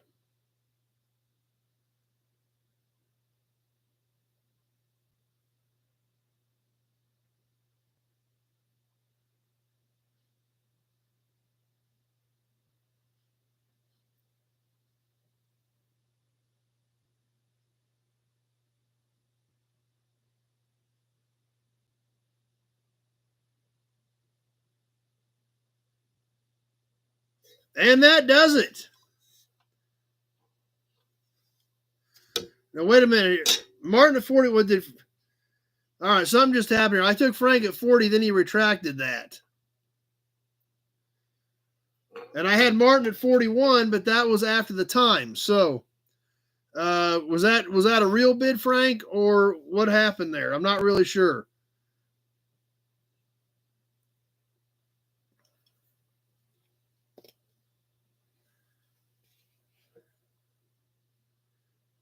Okay, so you did retract it, or you don't want it? Do we sell it to Martin at 41, or do we open it back up for 30 seconds?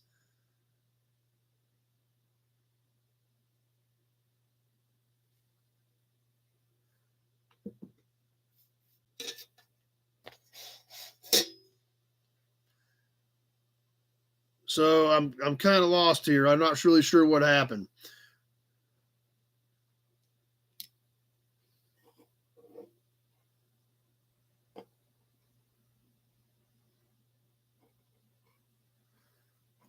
Open it back up. Okay, we're going to go 30 seconds. And we're going to go Martin at 31. Martin at 31 was the last bid. So please, guys, watch that before you hit send, because that throws me completely off. Okay, we're going to go 30 seconds. Martin at 31 on the Kansas 55 ham radio plate. Martin at 31, 30 seconds left. So are you 45 on this now, Frank, or Adam at 32?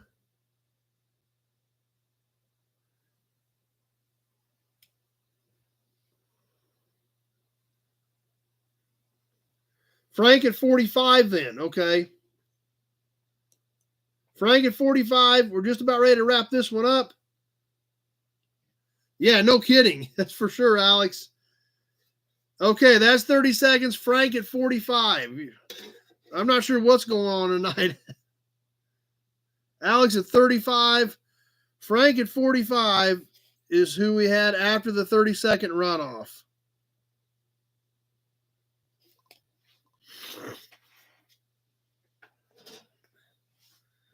Okay, we'll keep moving. Back to a little cast iron. I've still got a few bits and pieces of this stuff left. This is a really funky buggy step. Check this one out. Kind of a low-profile, snaky one. Okay, Frank had computer problems. Okay, I was trying to figure out what was going on there. So, yeah, you're not the only one, Tweedledee. Frank obviously had computer issues, so something went haywire. Old cast iron buggy step, over 100 years old, but usually these have a pretty good drop. And this is kind of a long, snaky one without a big drop. 2-bolt mount, has some numbers on the back of it here. Don't know what they mean for sure, but overall length on this is about 13.5 inches tip to tip. It does have a pretty cool step pattern. Yeah, tall people step. There you go. cast into it for traction, and those numbers on the back. Like I said, I'm not sure what those mean, but they are a pretty unique deal. That's a great idea, David W. Everybody ought to hit refresh. We'll take a second, let everybody refresh and get caught up. That's right, Kenny. So they bagged the buggy, so they needed a lower profile step because they put bags on it. There you go. I actually had not thought of it from that perspective, Kenny, but that is a great idea. YouTube cracking down on ad blockers. That could be something to do with it too, Tweedly. You hadn't thought of that. Okay. Oh, how wide's this step? Let's get the step diameter here. 4 inches. 4 inches in diameter. Okay. Adam, was that 20 on this step? Is that where you at on this, Adam? I'm not sure if that came after we got this one pulled up or not. Look good on your Silverado. Yeah, it would. So, I'm going to go ahead and start the timer. Okay, perfect. That's what I thought, Adam. We got Adam at 20. We're on the timer on the cool, heavy-duty, old-school, 100-plus-year-old cast iron buggy step. Rumble seat step. There you go. I need to be thinking about what we're doing next year, too. X-ray 22.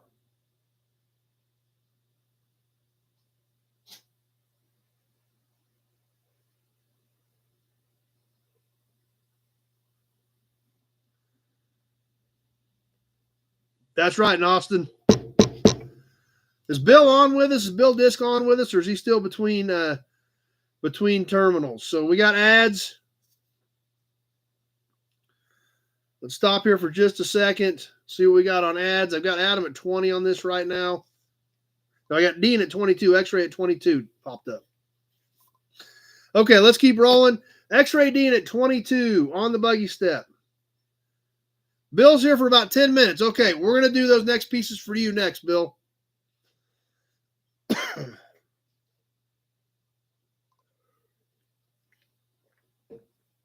I was kind of hoping you'd be on when we did them, so I wanted to check in with you. All right, that's right.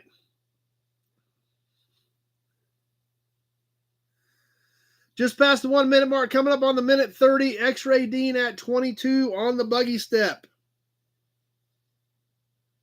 Kind of a funky, snaky pattern of this one, of this stand.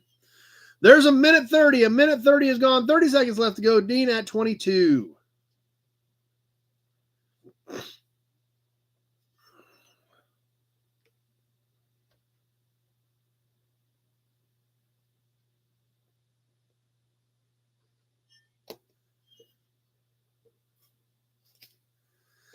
Getting ready to wrap this one up. X-ray Dean at 22 on the buggy step.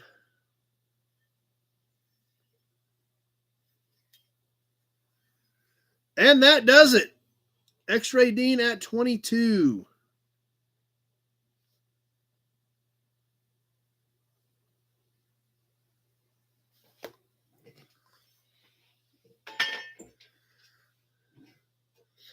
All right. The special piece I was telling you guys about. Something that really makes what we do here pretty special and pretty unique, if you ask me. And there again, what makes it special and unique is all of you guys.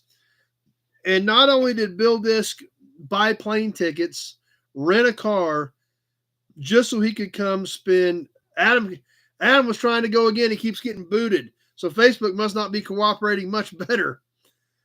But just to spend a few days with the nobodies. But Bill Disc also made a donation to the auction for the show. And that's like I said, what makes this special is all of you guys. And this is just another perfect example. Obviously, Bill being the Delaware dude, as he kind of became known, he brought us not only some Delaware stuff, but also a cool piece that he bought, customized, and donated back. So Bill's going to be able to probably clarify or add a little to some of this stuff. Is this your state symbol on this decal, Bill, of the bird? Since he's from Delaware, I think, did you say this was your state symbol or the school symbol for Delaware? So he'll clarify that. It's football team. Okay. So the football team decal, a Delaware license plate. This is not an old one. It's a fairly current one. But there again, it's still something that he brought from Delaware to donate to us to help the show out and some cool stuff for you. So we've got these two pieces, but the really killer piece, this is off of his truck. So, okay, that's off of Bill's old truck. Well, I hope you've got a new one, or you're going to have trouble getting home from the airport. A few months back, Bill bought this is a Tootsie. I don't know what it is. Anyway, this little toy truck, customized it and donated it back to be resold to help support the show. So some of you guys probably remember this, just not exactly in this configuration. He did a bunch of the trim up on it. He slammed it with some new tires and wheels tucked up in there tight. And he put Nobody Else's on the back of it.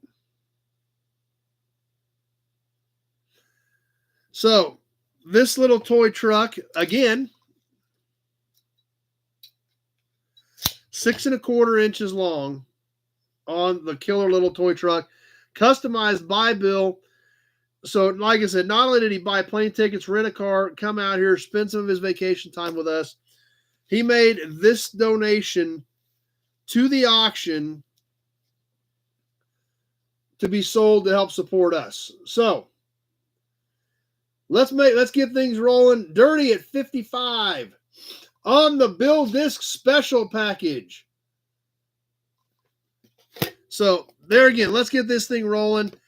It's awesome that you guys think enough of what we do here to not only participate, but actually to do this stuff, custom work, and donate back to the show. So Dirty at 55, Glenn at 100. Awesome. So it's so cool that you guys do this. And there again, we saw that this weekend. We saw the friendship, the camaraderie, and how much fun we had. Adam at 58, Dirty 55, Adam 58, Glenn at 100 on the package.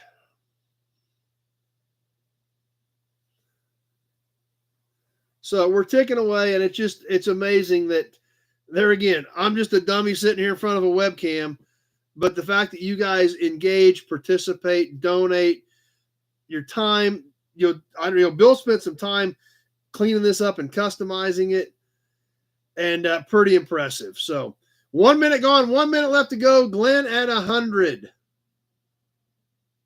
Matt's got to jump off. I'm doing okay now. I got it. It worked out finally. Oh boy, I didn't want to start screaming because it'd freak everybody out. Somebody'd call the cops or something, but I was about ready to. Glenn at 100 on the Bill Disc Special package. 1 minute 30 gone, 30 seconds left to go.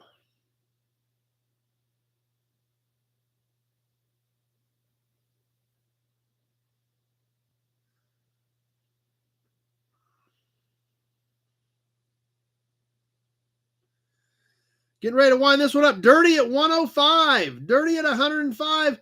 And we're getting close to the end. Just a few seconds left to go. Any more snipers out there? Glenn at 125, and that does it. Glenn at 125 at the buzzer. And Dirty knew something was coming, but Glenn at 125 on the Bill Disc Special package. So, awesome. Round of applause for Glenn. That's super cool. Stepping up, supporting the show with all the help. That's awesome. And it's just great that you guys think enough of what we do here to donate back and make those donations on this stuff. So, I'm glad we caught you, Bill, and you were here. Thanks to you, thanks to Glenn, and all you guys for making this stuff happen. Awesome package. Thanks to everyone.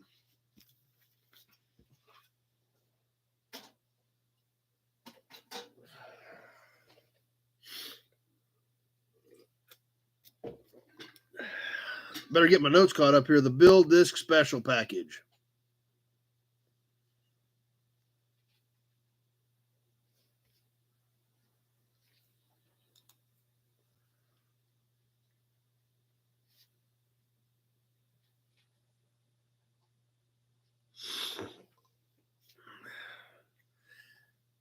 All right, Bill's getting ready to get on his next plane to Philadelphia. So safe travels, Bill, and thank you so much for coming and making an awesome donation. Okay, what's next? Ooh, we haven't done any grease caps yet tonight, have we? That's right, number one. Big effort on a little toy truck to clean it up and make it look cool. We've done some of these, I think, but this one has a really clean face on it. On this Whippet cap, I think we've done some of these in the past. I'm not sure. This one is really clean. Minor damage on the face, though. That's what's great about it. We've got a little bit of whammy over here, but right across the face, this thing is nice and clean and crisp on the Whippet.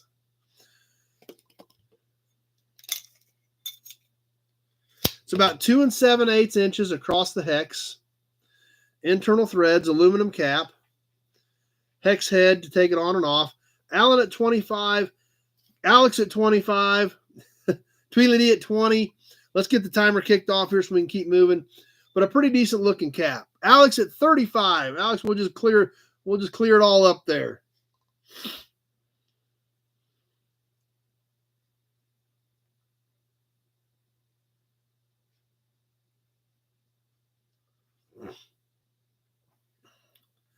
All right. Well, everybody that's right. That's exactly what I was thinking. Big job. Everybody wish Bill safe travels home. Hopefully his next flight goes smooth. And can't wait for the next time he can get out here. So it is pretty clean. It really is. When they're nice and clean across the face, that's what matters.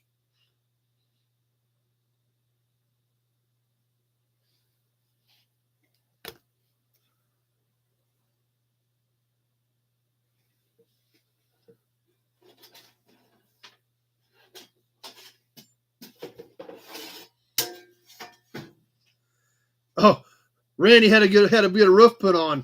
1 minute gone, 1 minute left to go. Yeah, that puts a dent in pocket change, that's for sure. Alex at 35.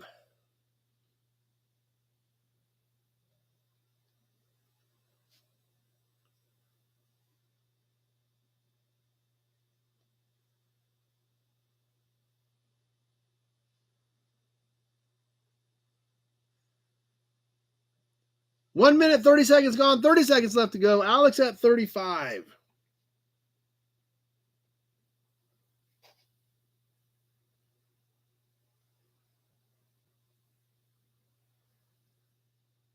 Tony at 38.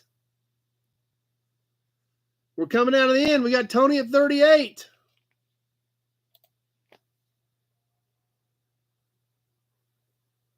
Alex at 42. And that does it. Alex at 42. Alan at 45. Alex at 42 is who we had at the 2 minute mark.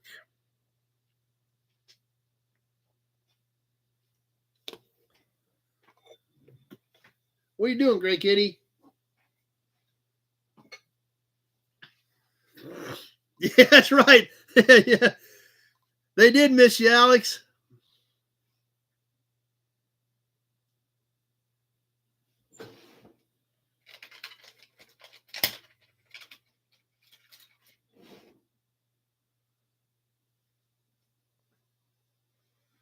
That's something sticking me in the leg. All right, what's next? Let's go a little bit different on license plates, guys. You let me know what you think of this one. We're going to shake it up a little bit. We're going to go early, and we're going to go to a different state. We're going to go back 94 years, and we're going to go north to Minnesota to 1930.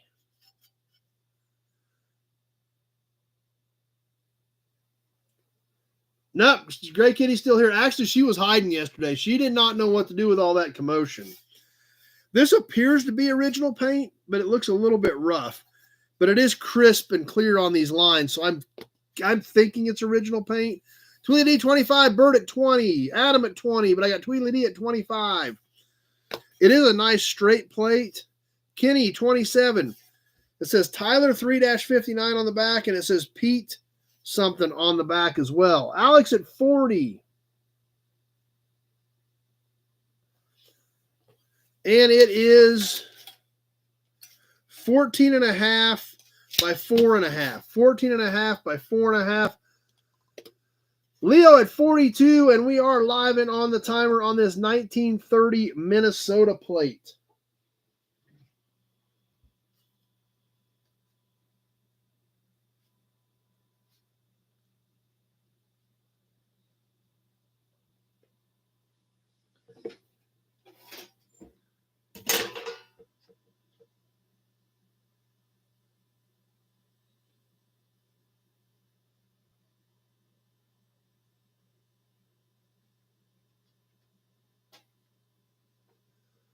Leo at 42.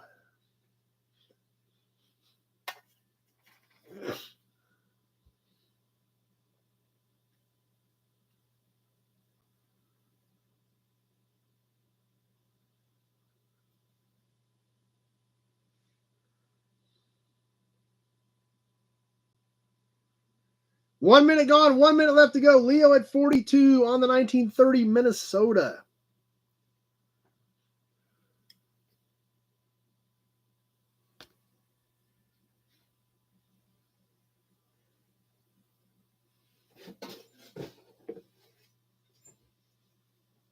David W. 45.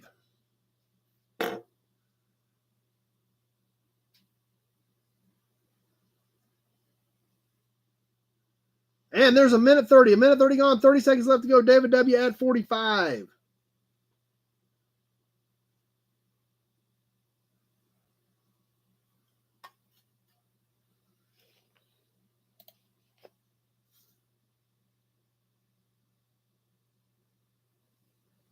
Coming down to the wire, David W. at 45.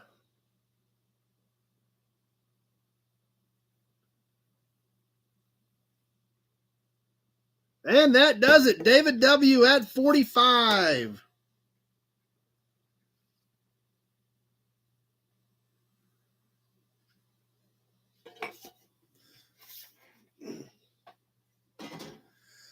Well, after I started holding that up, I started looking around and trying to figure out what I should grab next.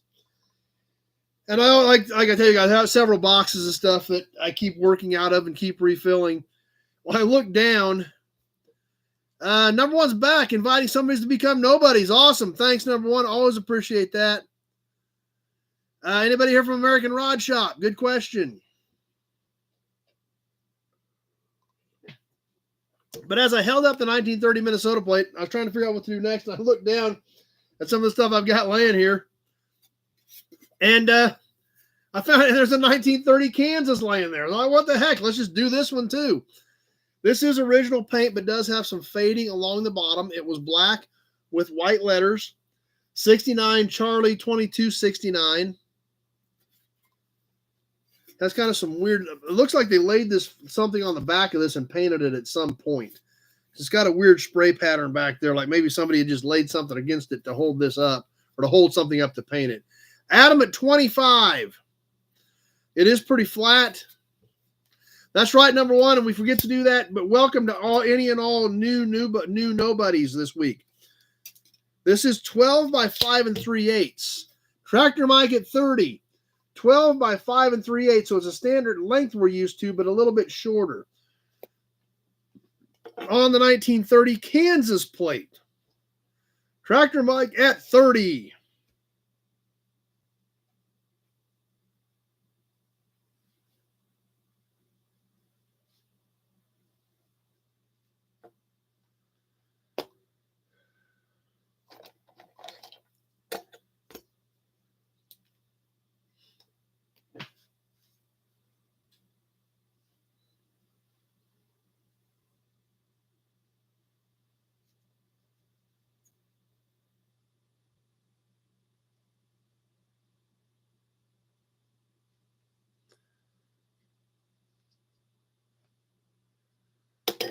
Yeah, that's true. Coming up on the 1 minute mark, Tractor Mike at 30.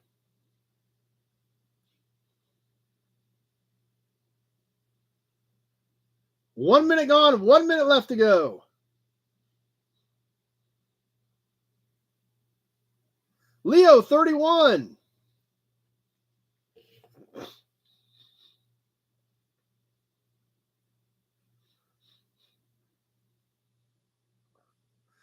Tractor Mike, 35.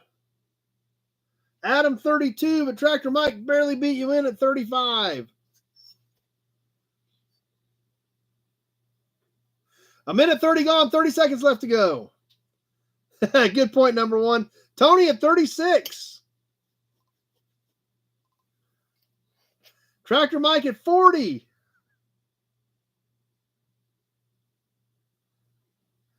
Grant, straight 6, 42.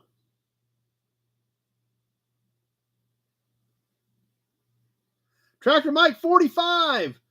We're just about ready to wrap this one up. Tractor Mike at 45. And that does it. Yep, there were plate sizes, all kinds of weird plate sizes. Tractor Mike at 45.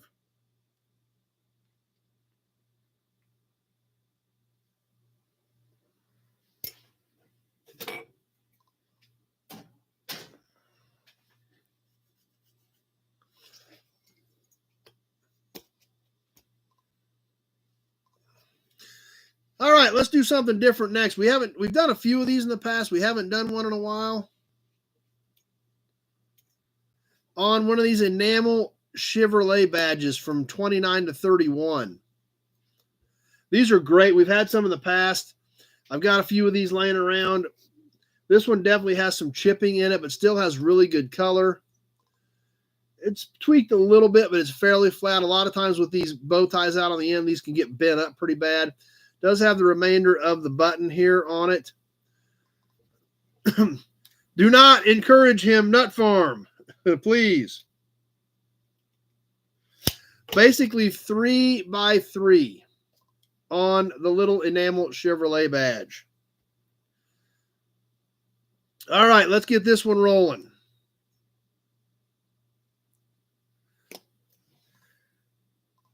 And nobody's in. There we go. Austin at 10. I was like, I know these aren't rare, but it's still somebody's got to be able to jump in. Austin at 10.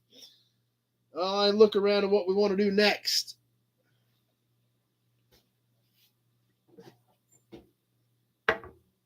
Martin, 11.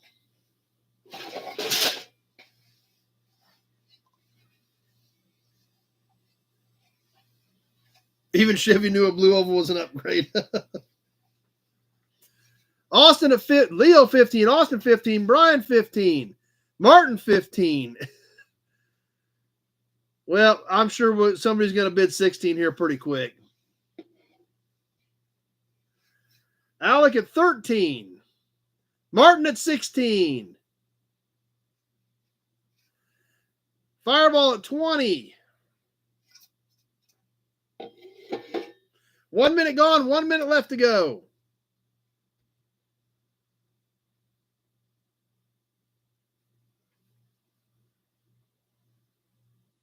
Austin, 21.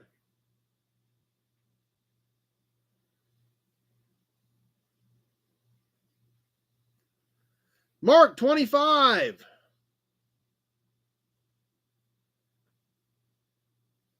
A minute 30 gone, 30 seconds left to go. Mark at 25.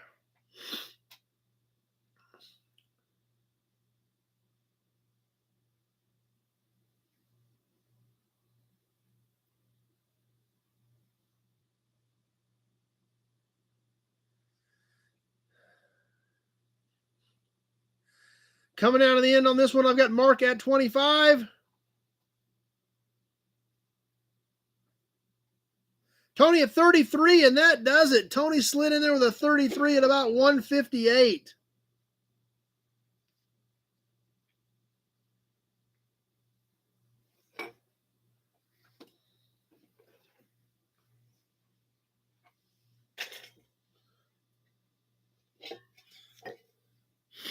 Something that I need to get some more ready on. We just have kind of neglected these, but I've got one more left. This is a really different one and a really unique one. There's Alec had 35 in there that just popped up. So Facebook is extremely slow tonight, apparently, because Alec had him covered by 2, but it didn't. It just showed up. In fact, I think that's happened to you in the last couple of weeks, hasn't it, Alec? Where it's just been really slow, really sluggish. Let's have a Hudson badge. Let's do a little dog dish cap. This one I believe is a Dodge. I'm not totally sure. This is one of those really unique ones because it's got a really weird symbol that nobody knows, which is exactly what you want to hang up. Some people ask questions about it. On this cool little Dodge cap. I think this is a Dodge symbol, 55, 56 era baby or dog dish style Dodge cap. This is actually stamped in there. We can look at the back of this. It's a stainless cap with a metal ring. See how this is all stamped in here. Yeah, that's what I thought, Alec, because, I mean, it's happened a couple times where you would have had it, but it just keeps popping up late. It happened to Adam earlier tonight, too. Yep. Okay, this little Dodge cap, we can see how this is all stamped in here, all this ornamentation, all this design. This cap is about 9 inches in diameter. About 9 inches across on the little Dodge cap. Nice cap, few small dings and dents, but really a pretty clean one that's not too beat up with a nice shine. So let's get this thing rolling on the little Dodge cap, and we're going to go with the timer and get rolling, and I'm going to figure something else out here. I'm sure somebody's going to bid on this. Nobody's in yet, but I'm sure somebody's out there on it.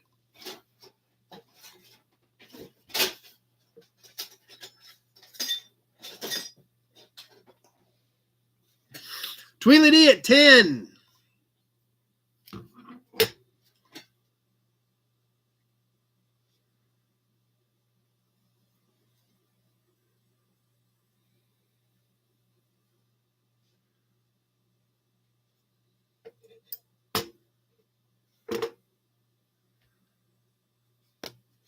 It'll be okay, Nut Farm. You can pay me next week.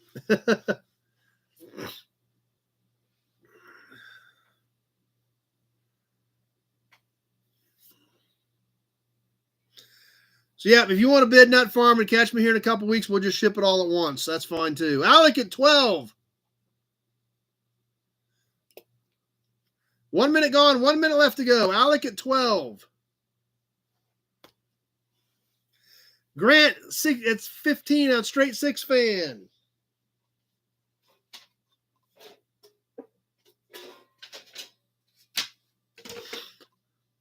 Pappy 15. I had Grant first.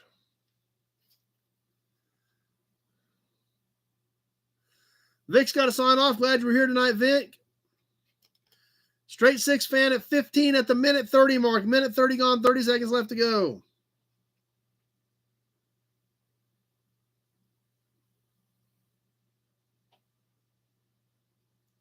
About ready to wrap this one up. Grant at 15.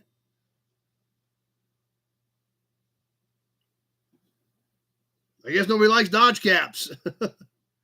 Alan at 20.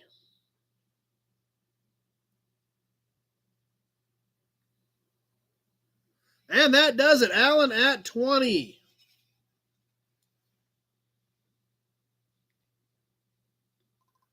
There was a Nut Farm was in there at 25. Alec was in there at 25.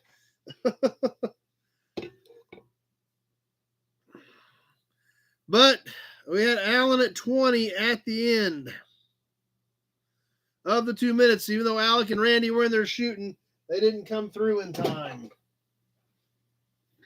Alec's going to have to start shooting really early, apparently. Let's do another badge, another cool emblem. For our Ford fans, I believe this is 1966. Alan will know for sure. Maybe 65, but I think it's 66 because it's twin I-beam. Kevin had a 42 in there that just showed up. Holy cow. All right. Another emblem, a bigger one for our Ford fans. I think this is 66. F100 twin I-beam. Check this thing out. This baby shines. This is a front fender badge. 100. So if it was a half-ton twin I-beam, I believe was 66. Tweedledee 25. 65 is when twin I-beam come out. So 65, 66 era. Good looking piece. Nice bright chrome. Studs are still there. It is a fairly flat piece. Let me give you some dimensions on this. Well, if my tape measure cooperates.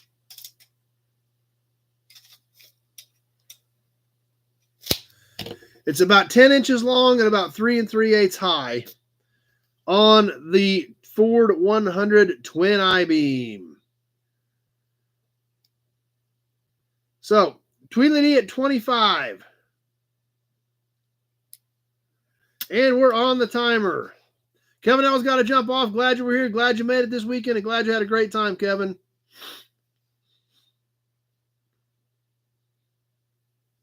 Yeah, we've definitely been noticing that everywhere. The delays are bad. So when I tell you that minute 30 is up, you guys are probably just going to have to take your best shot. That's all I can tell you.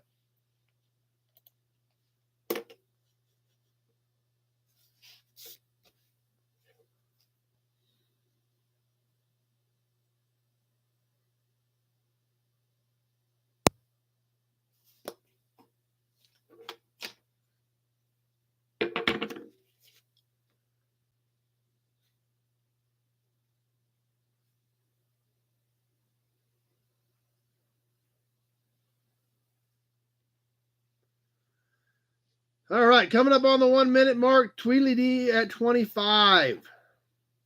1 minute gone, 1 minute left to go.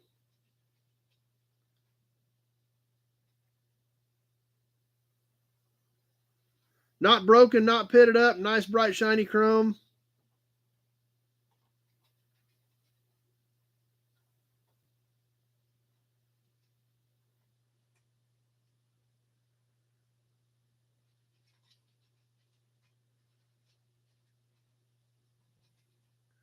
And there's the minute 30 mark. Minute 30's gone. Kenny at 26. 30 seconds left to go. Kenny at 26. Tweedledee at 27. Allen at 30.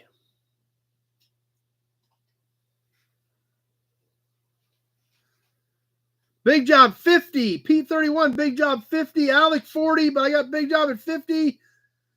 And that does it. Big Job at 50. So I got most of those in right there at the end. They all popped up. But good thing Big Job took that $50 swing because there was a lot of bids coming in there. But we got Big Job at 50.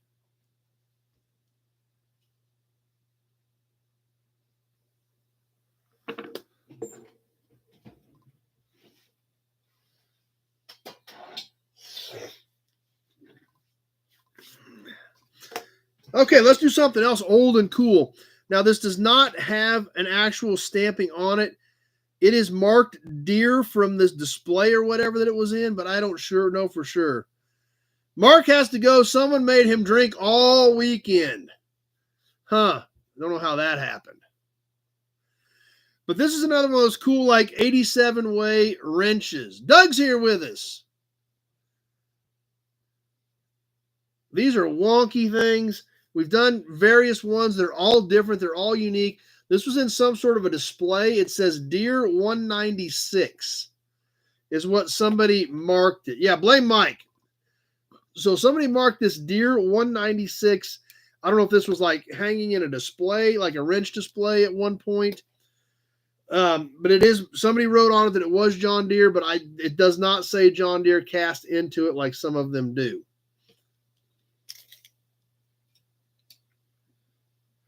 It is 7 3/8 long on the little John Deere wrench.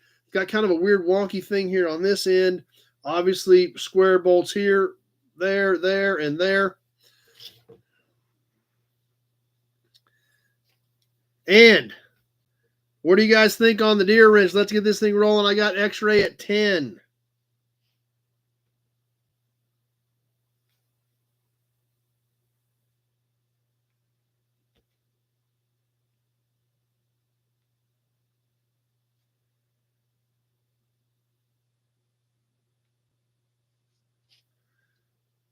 Grant 17, Dean 22.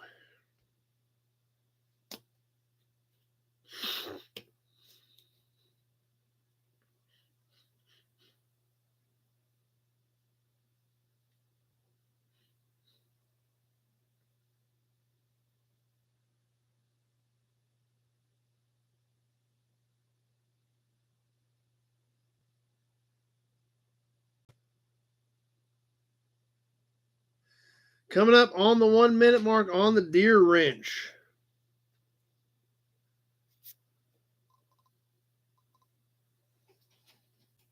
Grant 25. 1 minute gone, 1 minute left to go.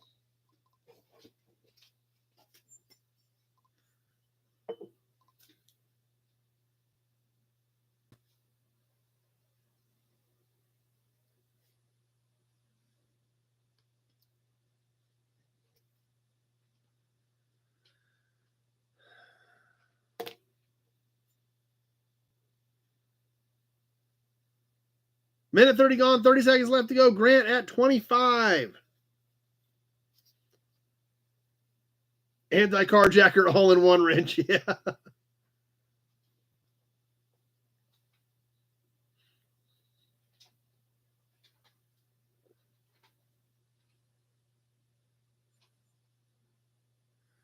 Good idea, Nut Farm. We're getting thirsty because we're just about ready to wrap this one up. Grant at 25. And that does it. Straight six fan at 25.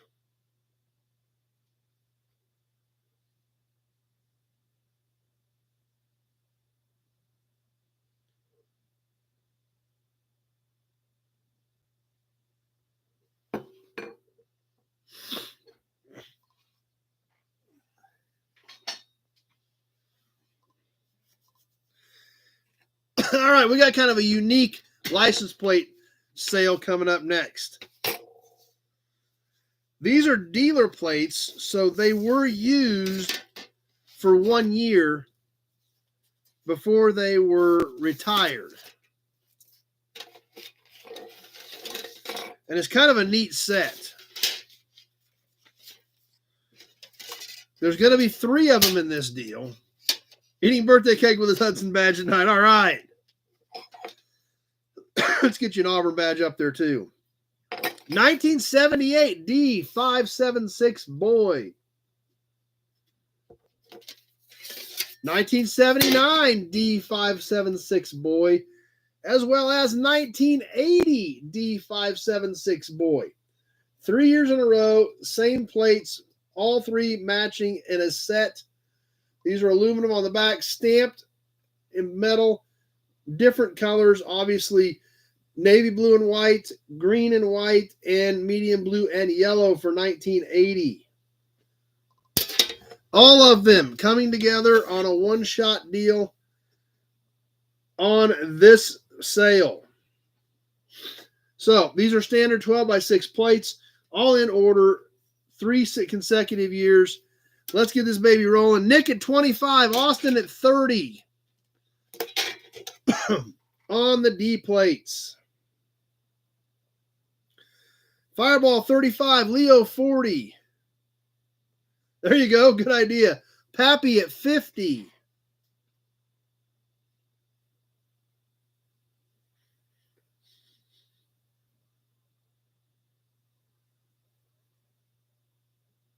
Leo 55.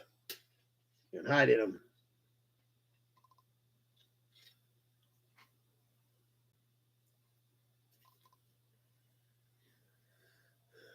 Adam at 55. Pappy at 60.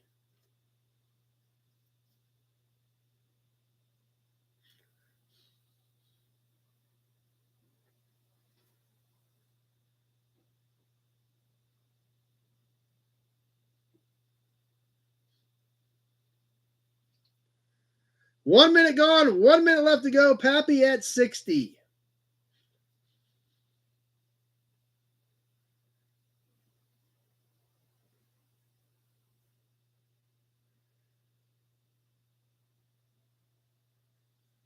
That's right, Pappy. He can already hear Leo recock the hammer.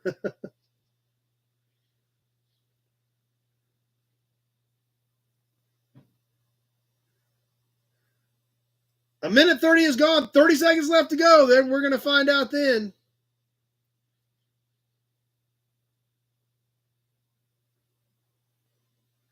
Pappy at 60.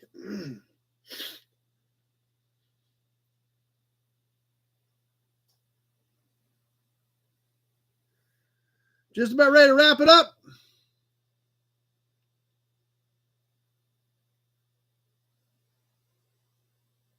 Nick 66, and that does it. Woo! Woo, you cut that one close. Pappy at 66. Nick got that one in at about 159. Adam at 65. Man, the Facebook stuff is really slow. I just got your 65, Adam. Pappy had 66 in there and a 67. But there was no time left after Nick slid that 66 in there.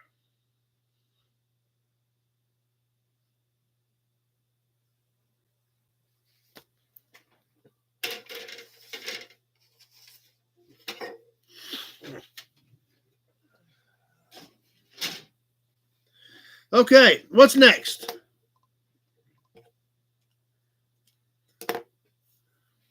Let's catch another grease cap yet tonight. This is a little bit larger. 3 7/8 in diameter on this Buick cap.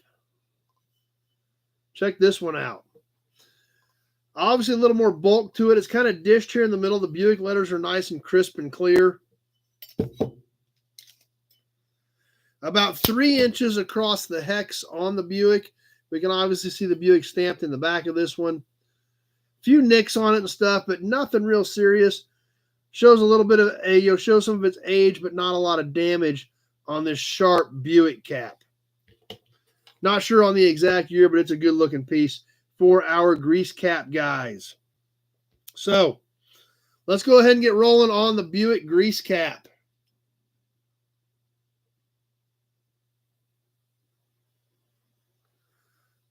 Fireball says 28.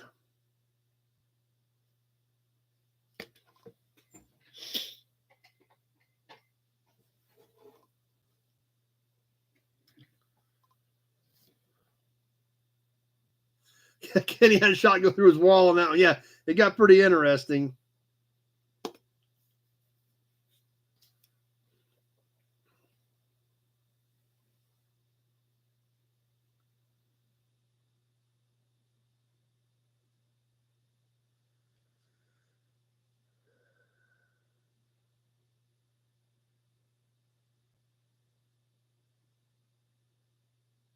Almost to the 1 minute mark and no bids. I don't think this has ever happened.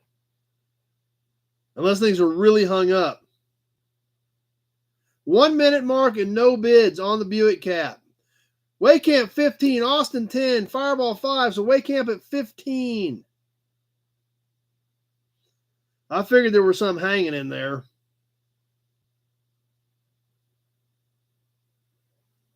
Allen 28.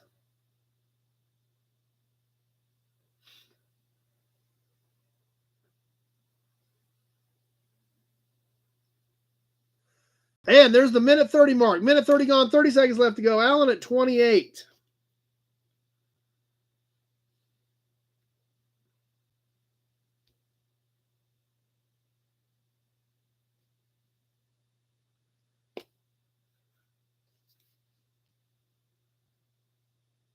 Coming out of the end, I've got Allen at 28.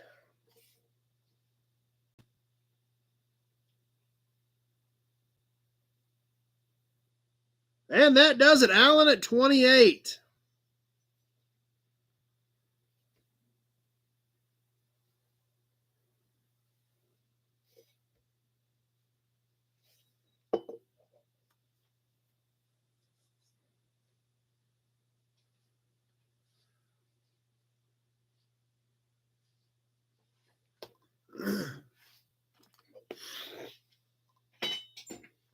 Let's see. What else we want to do?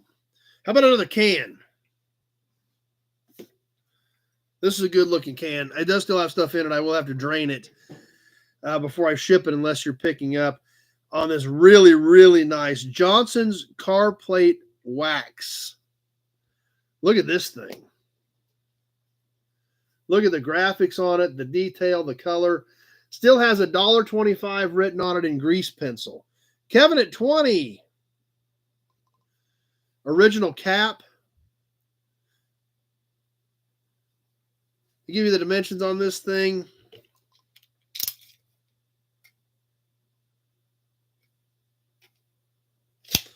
It's about 5.5 without the cap, about 2 5/8 wide. So nice looking can. Let's get this thing rolling on the Johnson's Auto Wax can.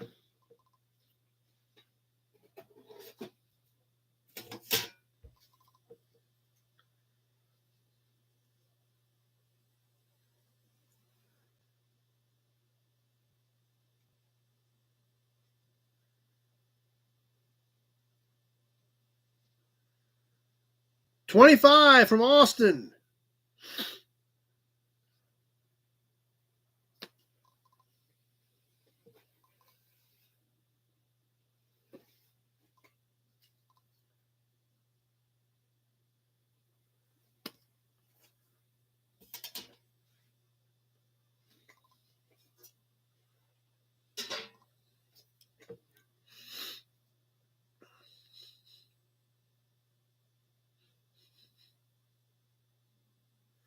One minute gone, 1 minute left to go. Austin at 25.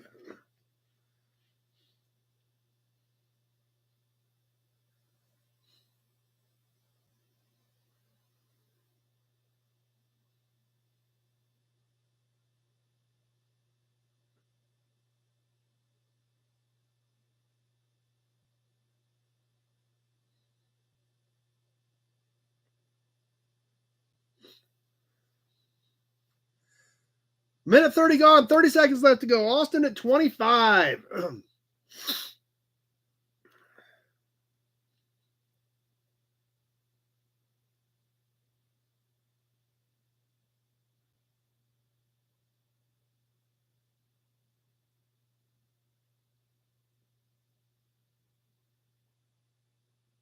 Just about ready to wind it up.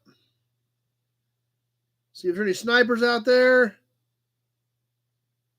And that does it. Austin at 25.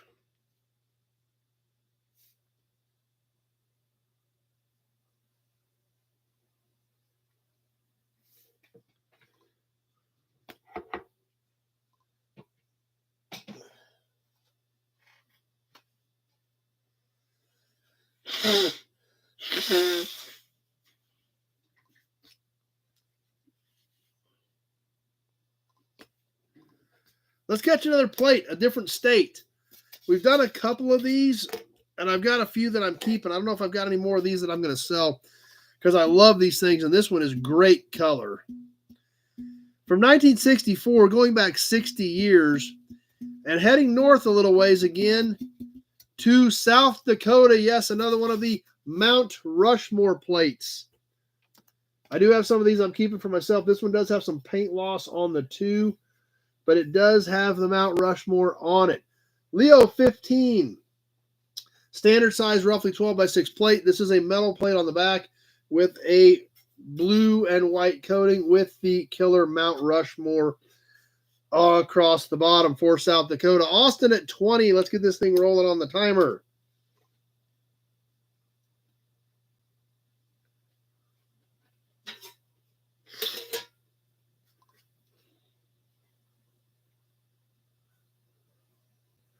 Adam at 20. I already had Austin at 20 on YouTube.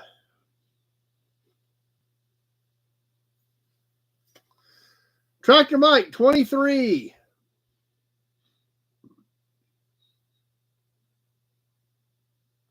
Leo, 25.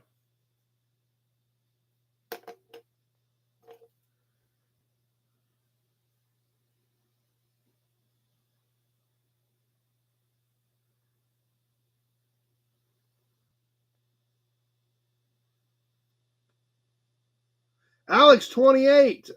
Adam, 25, right after Alex is 28. 1 minute gone, 1 minute left to go. Alex at 28.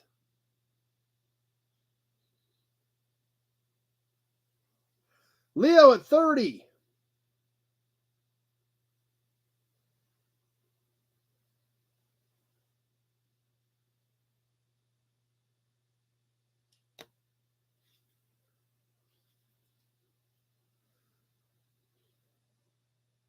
Minute 30 gone. 30 seconds left. 30 seconds left to go. Alex at 32. Alex Kalish, 32.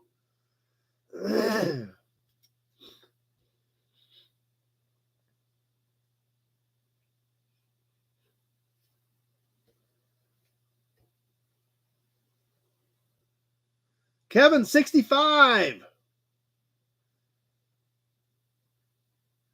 Kevin's in there swinging. Kenny, 66. And that did it. Kenny snuck that 66 in there. Kevin didn't give anybody much time. He thought he had that one planned out. And I don't know how Kenny got that 66 in there, but he did it. Holy cow.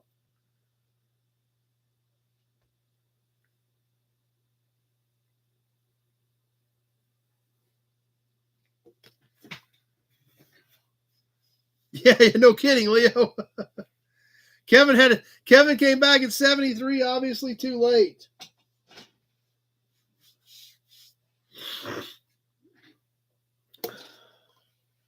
All right, what do you think, guys? You want to do a couple more, or are you about done?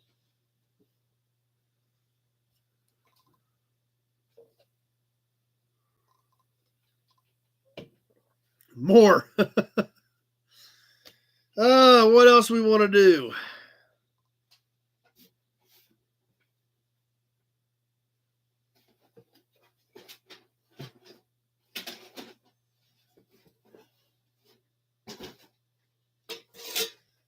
Let's do one of these. We haven't done one of these in a while. And they're not quite as popular, but they're kind of cool. Go till midnight? Yeah. I don't think we're going quite that long. Let's see. Let's do all these little motorcycle tags. This one's last used in 88. Kind of crazy to think that this is 36 years old and is now an antique. On this little motorcycle tag. Nice shiny finish on it. These are dinky. These are kind of miniatures.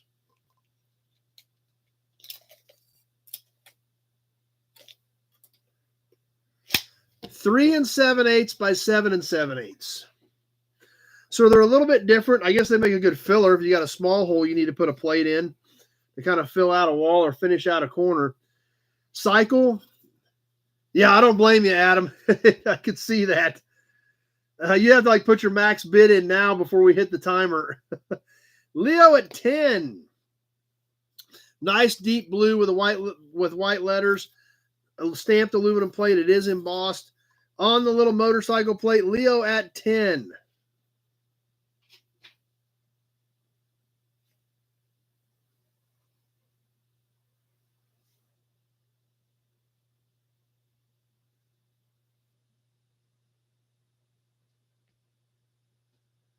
Austin at 15. Randy's thirsty. I don't blame you.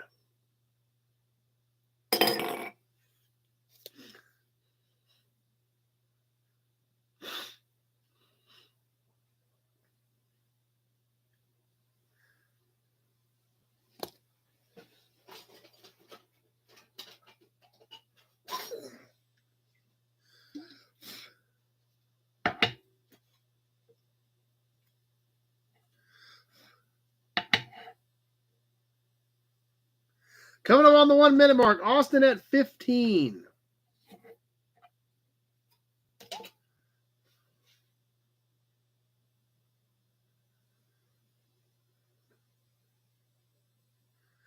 Just past the 1 minute mark, Austin at 15 on the little motorcycle plate.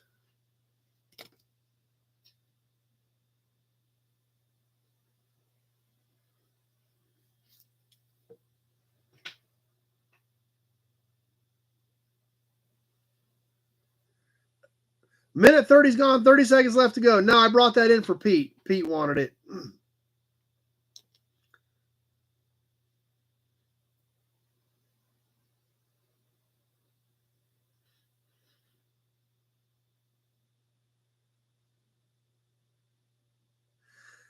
Lee at 20. Big Job at 20. We got a few seconds left, but we're about done. Lee at 20 and Big Job at 20. We're hung up. Austin at 21. Leo at 21. That does it. I had Austin at 21 first. Lee at 22. Big Job at 22. Austin at 21 is who I had at 200. So I guess that's the only fair way to do it. Holy cow. There was a slug of you in there ready to go.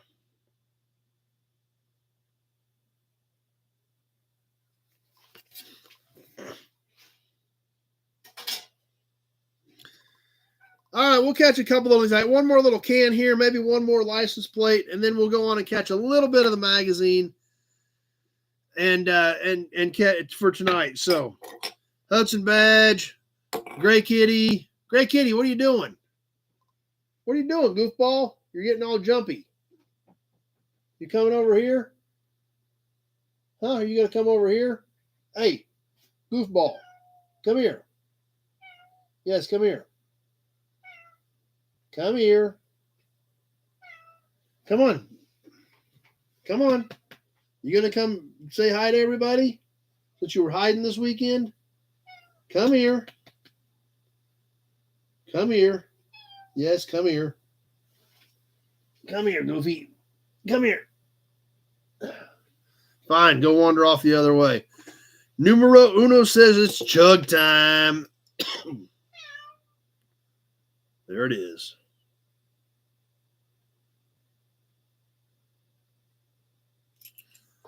Where you at, goofball? Come here.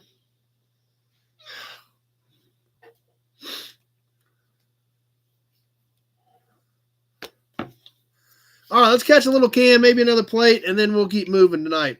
We did one of these a while back, and they're super cute little cans. I didn't realize I had another one here in the box. I've got so much stuff in these boxes, I'm forgetting about some of it. This is a metal Fina upper lubricant can. These are sharp little cans, great color. It is full. If I'm shipping it, I will have to punch the bottom. Tab is still intact. Nice, bright red, white, and blue colors. Leo at 10. These are a great size. They're tiny little cans. They look good. They display good. 3 1/8 by 2 5/8. So just over 3 inches tall. On the little Fina can. Austin at 12. Yes, you're a Gray Kitty. Come here. And let's get this thing rolling. Austin at 12. Come here, goofball.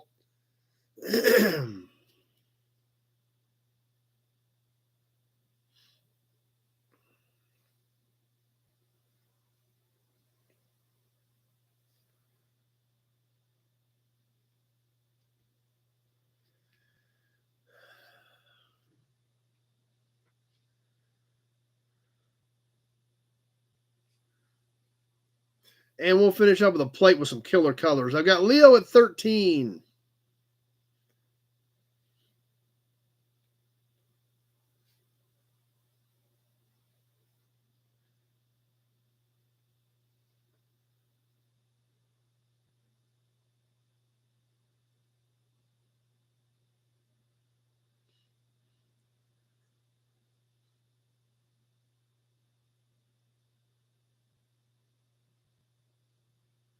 One minute gone. 1 minute left to go.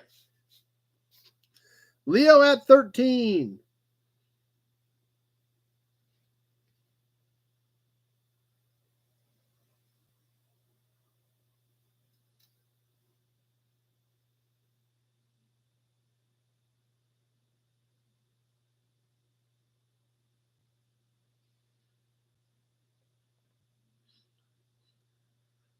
Dennis at 16. Minute 30 gone. 30 seconds left to go. Dennis at 16. Big Job, got to jump off. Glad you made it tonight.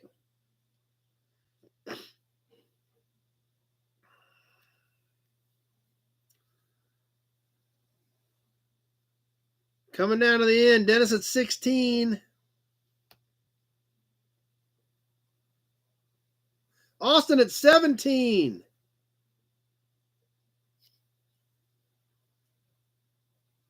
And that does it. Austin at 17.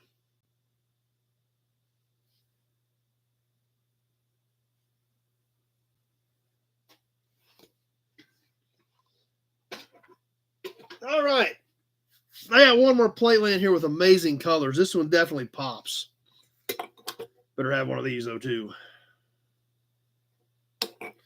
We'll catch this one more license plate tonight, and then we'll catch a little bit of the magazine of our old school magazine tonight before we wind things down.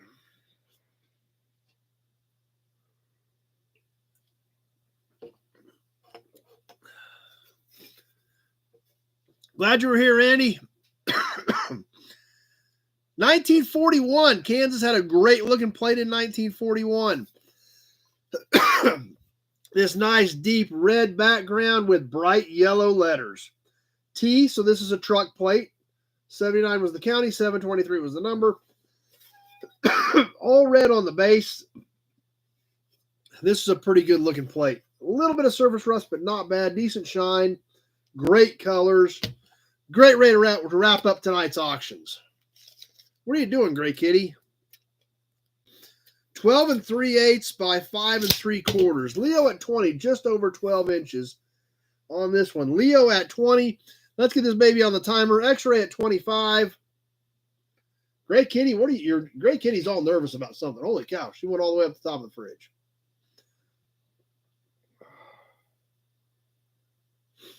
Leo at 30.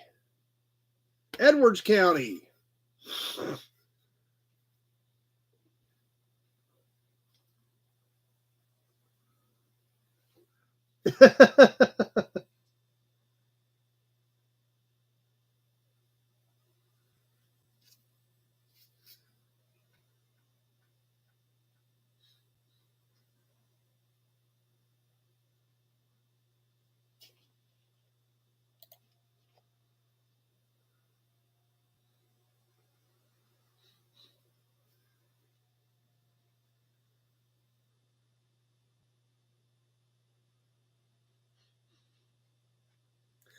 Coming on the 1 minute mark. There's 1 minute gone, 1 minute left to go. Leo at 30, last piece for the night before we catch a little bit of the magazine and then get ready to wind up.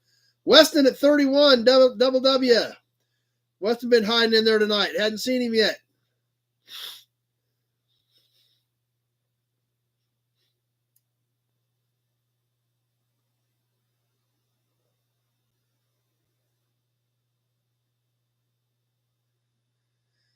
And there's the minute 30 mark. A minute 30 gone, 30 seconds left to go.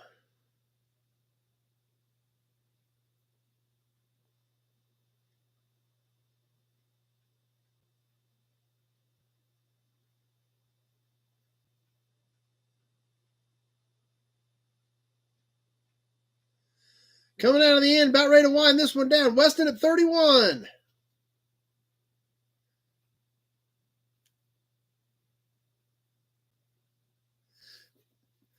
And Weston, when he knew something was up, he's covered himself with a 33. So we got Weston at 33 on that one.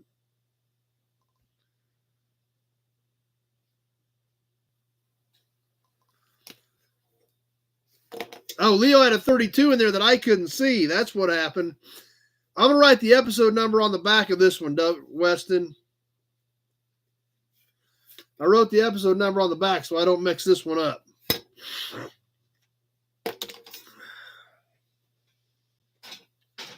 All right.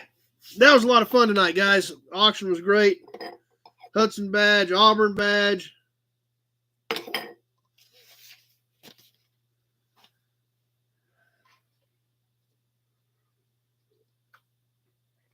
And we're running, wow, we're 240 already. We'll catch it just a little bit in tonight's magazine. So we got a few minutes left. Let's catch just a tiny bit of our awesome Automobile Trade Journal of September 1913. We don't have a lot of pictures, but I definitely want to share this next page with you. That is coming up. So we'll spend just a few minutes with that, and then we'll get ready to wind things up tonight. This magazine is so great. Everything in it is amazing.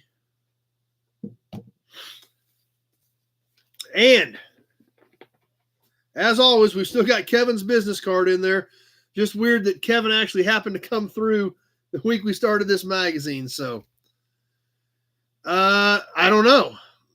I didn't don't think so, because I made a list of the winners. So I'll double check. The sheets and all that stuff is still laying out there, Alan. I'll double check and see, because all that stuff is still laying there. And it didn't get picked up, so I'm not sure. So I think that sign is still laying there too. So I'll double check and see. But John Sanderson got the Miller sign. So since we're running a little bit late, we had a lot of stuff to talk about tonight. Obviously, a pretty amazing weekend. We're going to catch some news. So there's no pictures in this section of the magazine. We're going to start over here with some factory news. So we'll get into a little bit of factory news tonight, and then we'll get ready to wrap it up. Give John your address. Okay. What was going on in 1913? The Pilot Motor Car Company is erecting an addition to its plant on Fort Wayne Avenue in Richmond, Indiana. The Pilot Motor Car Company, one that I am not familiar with. Well, I have a magazine without pictures because it's news, Mike. It's news and information. Perfect, Austin. That's great.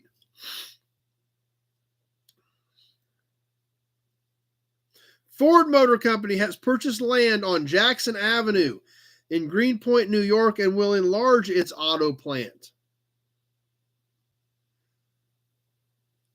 Cadillac Motor Car Company has again started operations after a shutdown for repairs and stock taking. It's pretty good, Glenn. It is. Ford Motor Company has secured its second real estate addition to its plant on Long Island City, a plot 75 by 100 feet. The Champion Spark Plug Company will erect a 2-story concrete fireproof factory building on Avondale and Upton Avenues, Toledo, Ohio, at a cost of $40,000 for their new plant. Hartford Auto Parts Company, Hartford, Connecticut, has carried out the increase of capital stock voted upon, and the company has been authorized to issue $83,000 of additional preferred stock.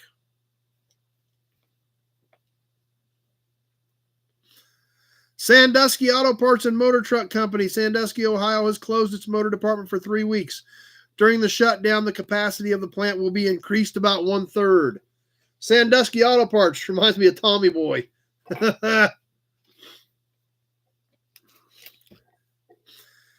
The funny part about it, though, has closed its motor department for 3 weeks. By the time this news was out, reported, written up, printed, and distributed, they were probably already back in production. When we look at the internet today where we have instantaneous news, and we're looking at this magazine, that this news was already old prior to that. Frank, let me look here real quick, because I think you only had 1 or 2 things. The ham radio played at 45, Frank. I think that's all I got was the ham radio played at 45, Frank. Just glancing, that's all I see. Goodyear Tire and Rubber Company, Akron, Ohio, is so well pleased with the mill and village at Williamsville, Connecticut, that it has decided on the building of another mill, which will about double the capacity of the plant.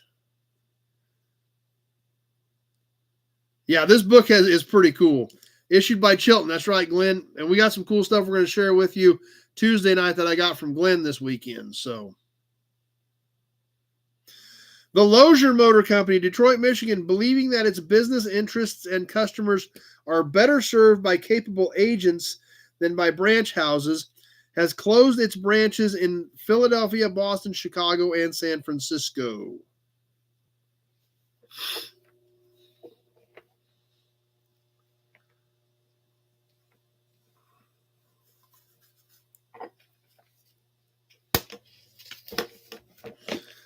The Champion Motor Car Company has leased the plant owned by J.T. Elwell at Arthur Avenue and the Northern Pacific Tracks in Minneapolis, Minnesota, in which to manufacture automobiles.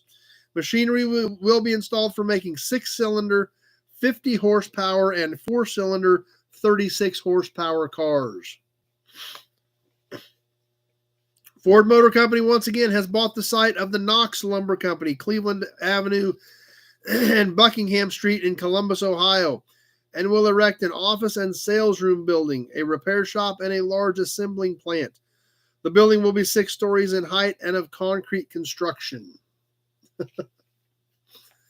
The Willys Overland Company, Toledo, Ohio, has leased for 21 years a site 200 by 148, irregular on the south side of 150th Street from River Avenue to Girard Avenue in the Mott Haven section of the Bronx, New York City. The company will erect a 2-story fireproof garage, which will be used as a branch factory and service station.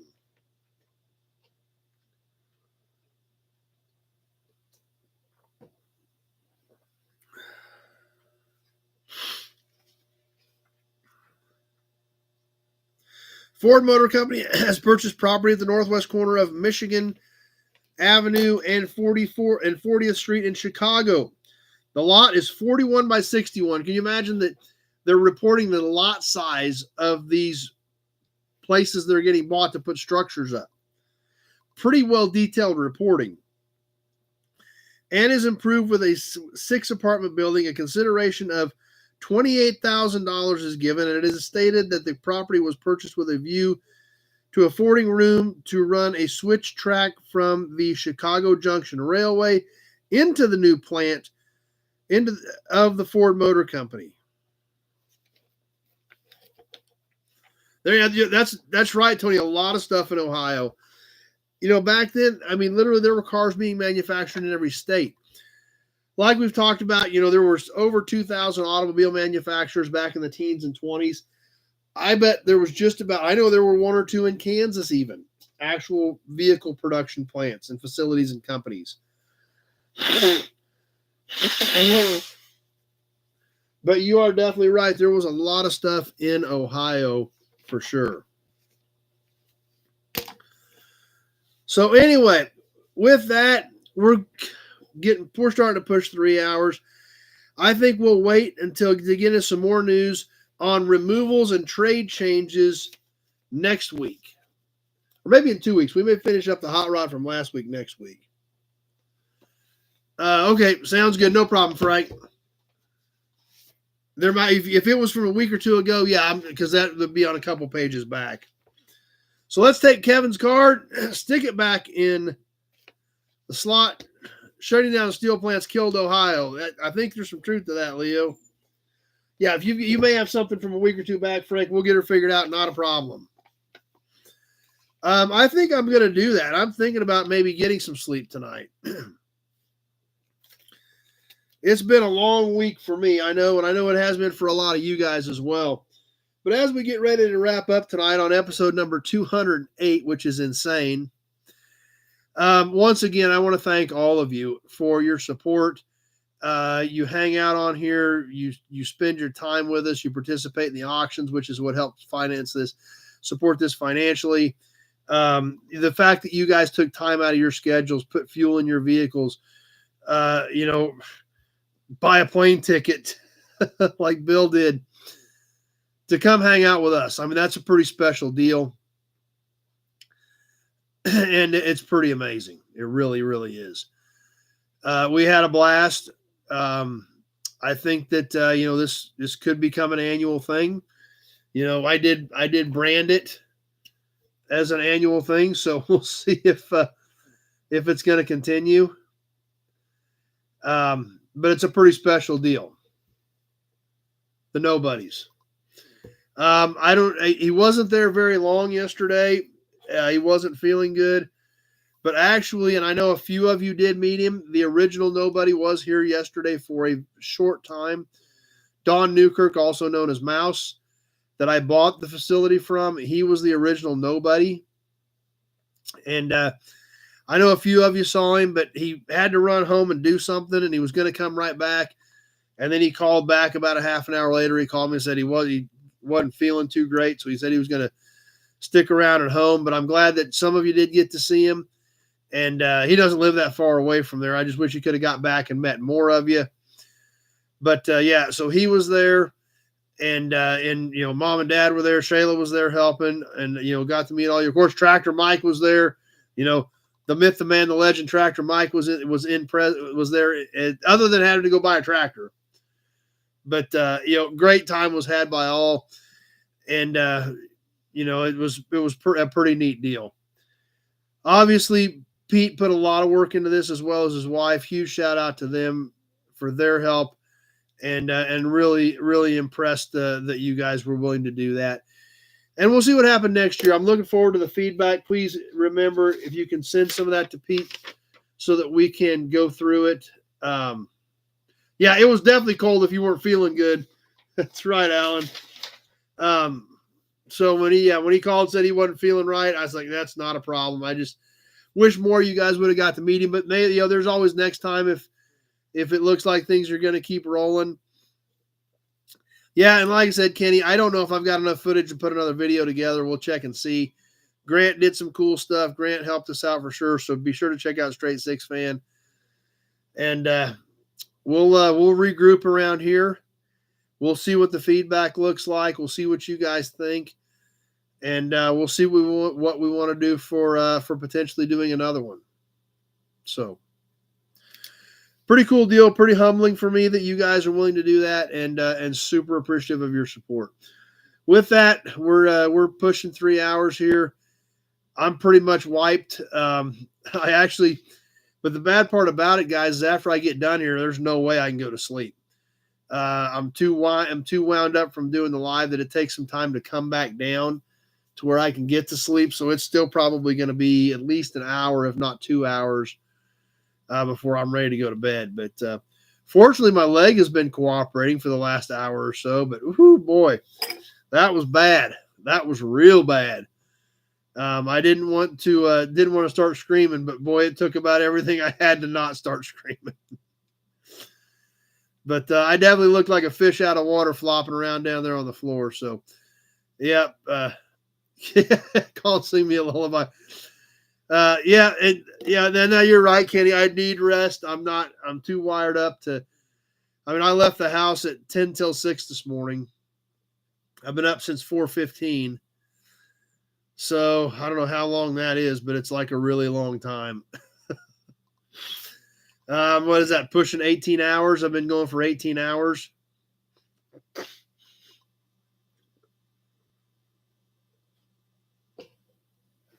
So I think I'm about tapped out.